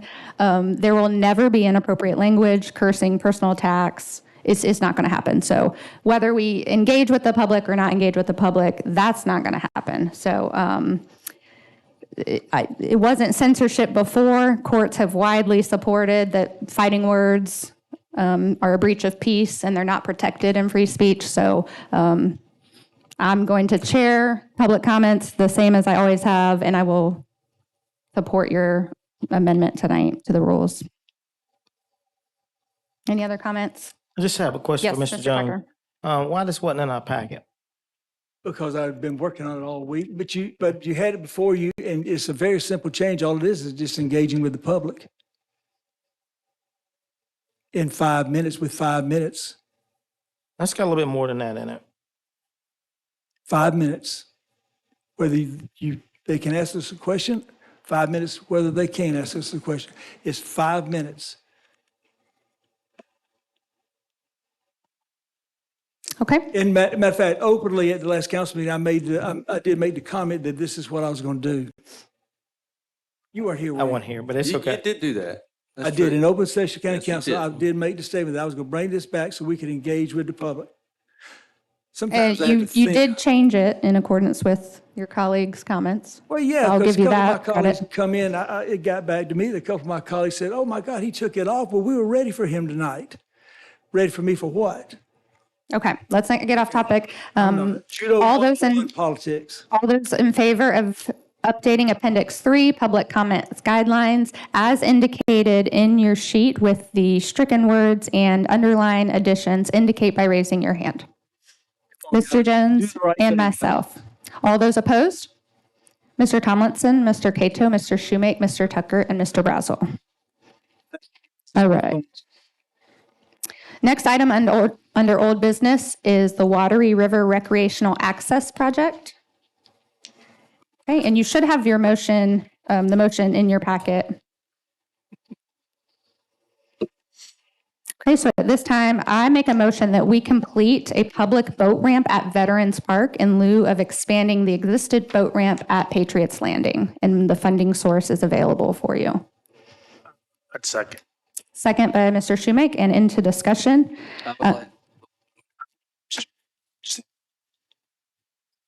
This is for construction issues, right? Yeah, so we have talked about this. Even in the summer, we started to talk about this. Our funding, this council never said one way or the other which direction we were going to go and where we were going to put said funding. So this is clearly telling the people and direction to admin, we are going to put a boat ramp at Veterans Park, and we're not going to expand Patriots Landing. The main reason is we cannot expand Patriots Landing right now, and it's going to delay access to the river, which Mr. Brazel's been working on this for years. So it just... Well, I would clear up all that. The first thing I want to say is thank you, thank you, thank you, You're Madam welcome. Chair. You're welcome. And Mr. Jones, thank you for bringing this back up and helping push this through. Yeah, we working on it for years, you're right. And now our next hiccup is the bridge. So I would like this council to just decide where we're putting it so that Danny can make it happen. Amen. Mr. Templar, is the location showed on this map, the last time we talked about it, we were going to put it at the existing kayak launch. So when people have been asking me, I've been saying, yeah, we're going to put it at the existing kayak launch. But now on this Alliance Consulting and Engineers study that I'm sure we paid for, it shows it in the northern field. Which are we doing? So I want to make sure that I'm not going off script. So I'm going to give y'all both. This is one, and hopefully by next council meeting, I will have a rendering for the bottom part. I don't want to do that. I want to make a decision because we've talked this thing, we beat this thing to death. Well, and if I may, the reason there's an issue with the top part is because if you go into the next couple pieces here and you look at those contour lines, we will spend every bit of that $600,000 on site prep, and we'll get nothing. So that's why I say moving it down, if we're gonna do this, we need to move it down to the kayak launch because that is, there's almost no topography there. It goes straight in, there's less trees that have to be removed, and it's gonna get us the most bang for our buck. Does it get us across the finish line? I can't sit there and tell you that, but right where it is now, it's not. So is Alliance going to have to go back to the drawing board and work on this for 6 months and to do that? No, because this design is what I want, what I suggest. I just want to cut cost and move it down to where this existing parking is integrated into that, integrated into this curve here. That's your recommendation. That's my recommendation, because if not, then we will not, with $600,000, be able to fund this. Okay, so at this point, I'd like to make a motion, if I may. There's a Madam motion Chair. on the floor. Do you want to amend? Yes, I'd like to amend the motion Okay. to clearly state that the boat launch will be 2 ramps located at the existing kayak launch, and that parking and as proposed in this drawing will exist just in the location described verbally. A second. Okay. Thank you. Mr. Jones, second. And Mr. Brazel, I'm going to read this and let me know if this meets your intent.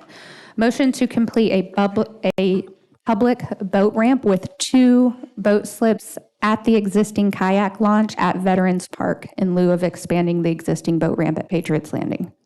Just say boat launches, I suppose. Boat launch, okay. Yep. Supporting 2 2, right? boats. Okay. And then also just for everyone's reference, we have an email stating that, yes, the funds will be applicable over at Veterans Park. Just if there's any question about that. Yeah, the state funds. Thank you. Yes. Okay, any discussion about the amendment to have the boat slips at the current kayak launch and room for 2 boats? Okay, all in favor of those amendment? Again, the amendment is supporting 2 boats launched at the existing kayak launch. Indicate that by raising your hand if you support that. Okay, that's unanimous. So that is amended. Now for any other discussion. Good job. Okay. Now for the final motion to complete a public boat ramp at Veterans Park at the existing kayak launch that will support 2 boats in lieu of expanding the existing boat ramp at Patriots Landing. Indicate by raising your hand. Right, and the vote is unanimous. Thank you, gentlemen, and thank you, Mr. Brazel. I know you've been working on it. Thank you. For Thank you years. for He's been helping aggravated. push it. We can tell our people, and we can tell our citizens we will have access to. Well, I know- Thank you. Good for you, man. All right, item number 13, council briefings. Mr. Brazel, we started with you last meeting, so Mr. Tucker, we'll start with you. Thank you, Madam Chair. I just would say a couple of things. One is the COG is meeting on February 5th at 1800 hours for civilians. That's 6 p.m. We will be at Central Carolina down in Sumter, and I don't have the physical address with me, but it's the 400 building down there where Central Carolina is, which was near the, used to be MUSC Sumter campus, if that helps anybody. We have 2 dates that we're meeting next week for a Finance Committee meeting, January the 29th at 3:30 and January the 30th at 3:30. You're invited, all council members and the public, and that should go out posted via Ms. Lauren here very shortly. I want to say that I have not been the most accessible person over the last few months, and I think all of you know why. I don't regret any of my time that I've spent with my mother, and I have an ailing father to follow up with.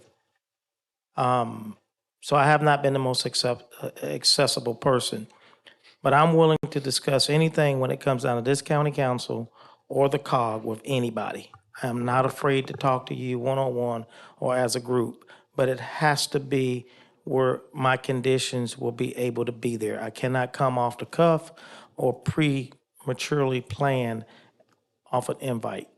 So with that being said, if you have that desire and that will that you want to speak with me one-on-one or with a group, I'm happy to oblige you. I want to tell this council, staff, all of you, thank you for your love and prayers during my bereavement and my family. We appreciate you. We love you. Mom's in a better place, laughing at all us idiots here at 9:30 on a council meeting. But we're doing the people business. She does understand that as well. But I can't thank you enough, and I'll deal with my loss and my grievance my way. I'm a different character when it comes down to that because I was very close to my mom, but I'm good. So with that, Madam Chair, that will conclude my report for this evening. Thank you, Mr. Tucker. Mr. Shoemaker. Yeah, I'll be pretty brief. I have also been a little bit inaccessible this last 2 weeks. If you've tried to reach out, I know, Chairwoman, you reached out about talking about some zoning stuff. I reached back out in a couple of days. I've spent the last 2 days today and yesterday in federal court getting my butt royally kicked. And my brain is fried, and that's all I have. I'll be back in fighting shape next week. Thank you, Mr. Cato. I just have one thing. I want to send condolences for the people of Elgin. Most people in Elgin knew him. His name was John Quarter. He was the youth pastor at Hillcrest Baptist Church for several years. He was the son of Terry Quarter, which is my pastor at Mount Pisgah Baptist Church. John was 38 years old. He was well respected in Elgin, and he had left Elgin Hillcrest Church and went to Montana to start a church plant.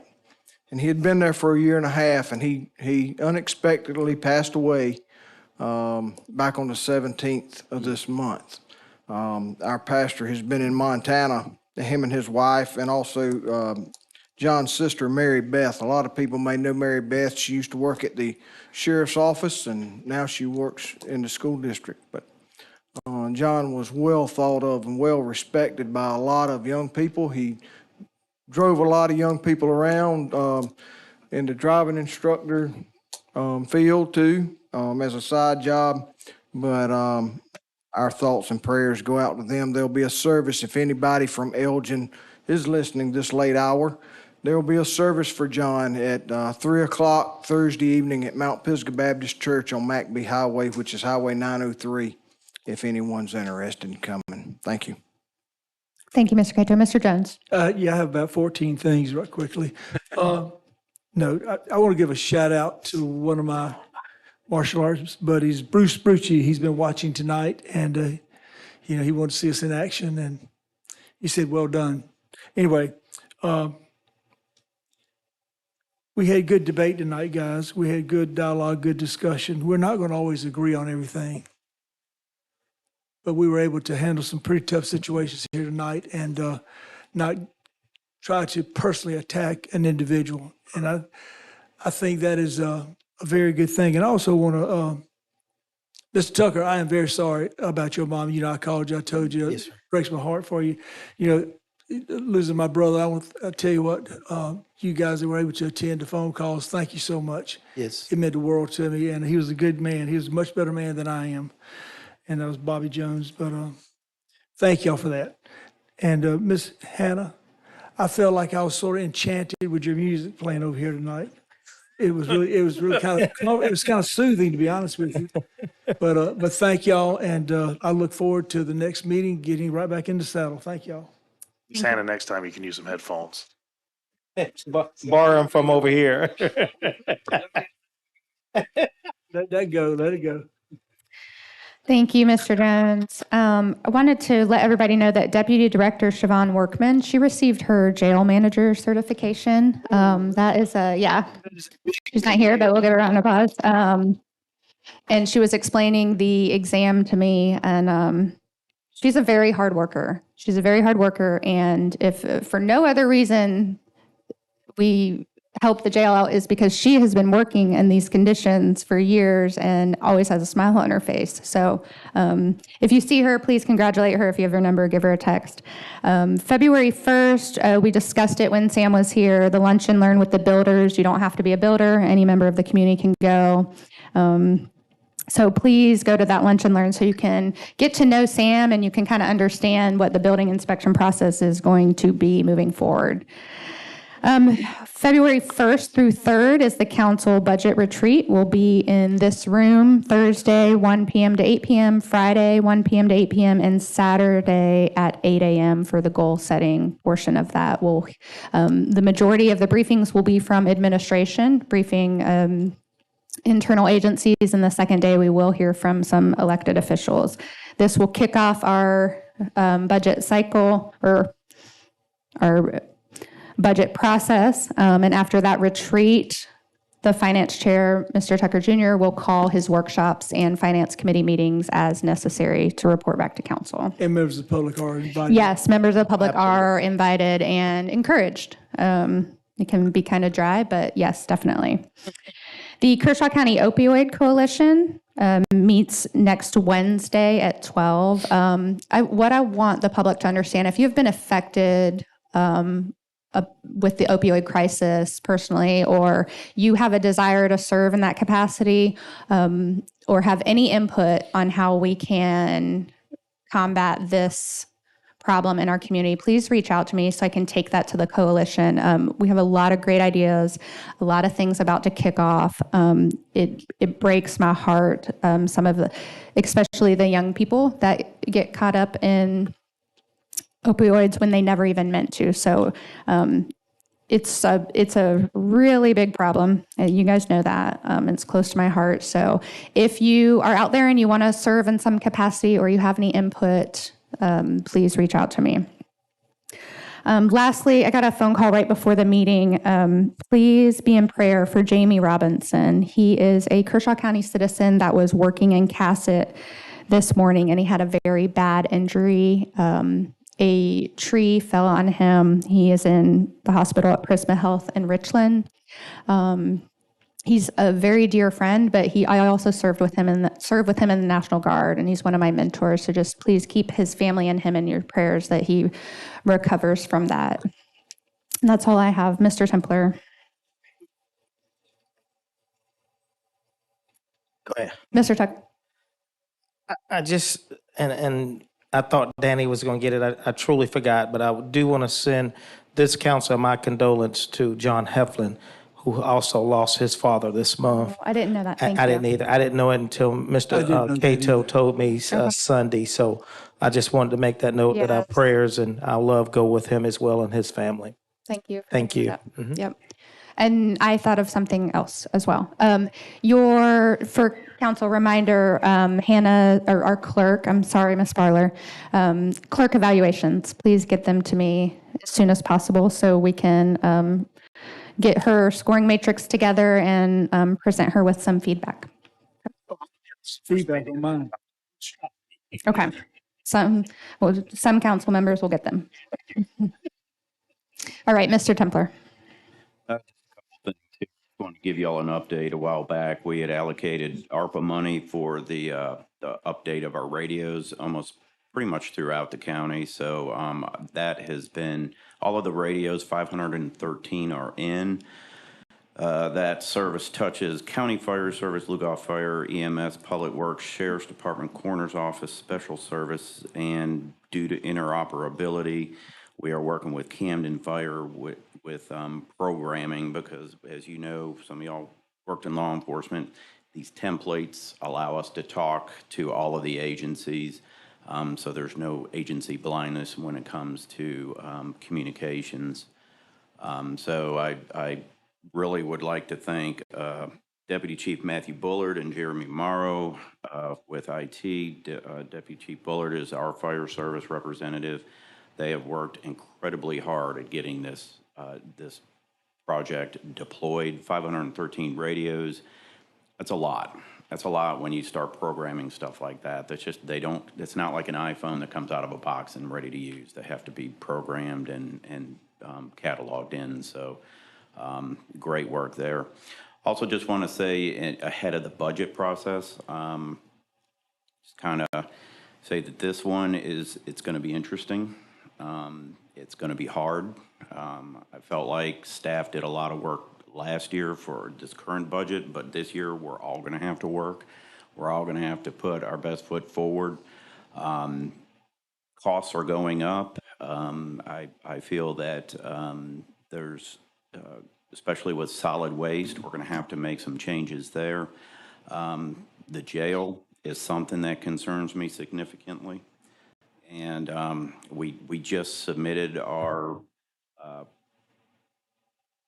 list of items that we have fixed as we were inspected by SEDC.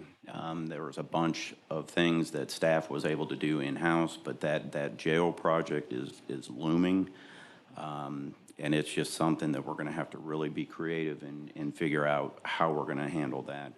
As part of this budget process, I have a debt strategy that we'll look at to figure out how we're going to pay for some of these big ticket items, and that jail is certainly a big ticket item.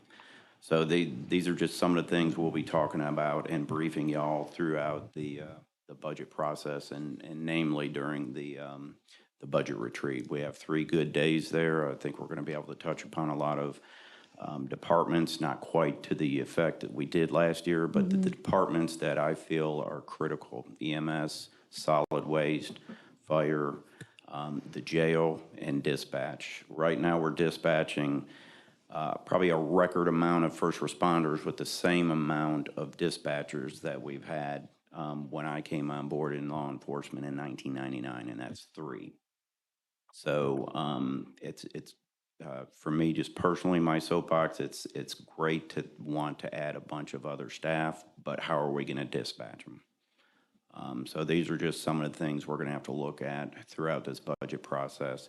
I'm not saying we're going to uncover all the answers, but it's just something we can put on our plate. Some of these things are going to take multiple budget cycles to address. We have an infinite amount of problems and a finite amount of money. So with that good news, that is my report. I'm looking Thank forward you, to Mr. Mr. Tumler. Brazel's report too. Mr. DeBose. Some debt. No briefing. Okay. And last but certainly not least, Mr. Russell Brazel. I apologize. No, it's all good. I always wanted to go Just in case you wanted to respond to Mr. Tumler. Sorry, John. We got to get you another one of those. So Councilman Jones and I were able to attend a meeting with Tall Timbers. Wasn't that the name of it? Yes. And they were talking about prescribed fire and quail restoration in Kershaw County. And we weren't quite sure what the initiative was, but they had a couple of us there. I think we were all invited. But I don't know if anybody's familiar with Thomasville, Georgia. It's kind of the quail hunting capital of Georgia, down in South Georgia. Beautiful properties, full of wild quail. Their initiative, it seems, is that they're using prescribed fire to restore quail habitat, because bobwhite quail has been in decline for over 30 years. Years and years ago, I know my father used to hunt them as a young man, all throughout Kershaw County. But their initiative specifically stated that they want to see Camden, South Carolina, Kershaw County, become the quail capital of South Carolina, which I thought was very interesting. I enjoyed bird hunting as well and have all my life. So I know that the population of the bobwhite quail is in significant decline, but if they come to us and present and give us some thoughts and ideas on how we can support them, I'd like for everybody to be open-minded.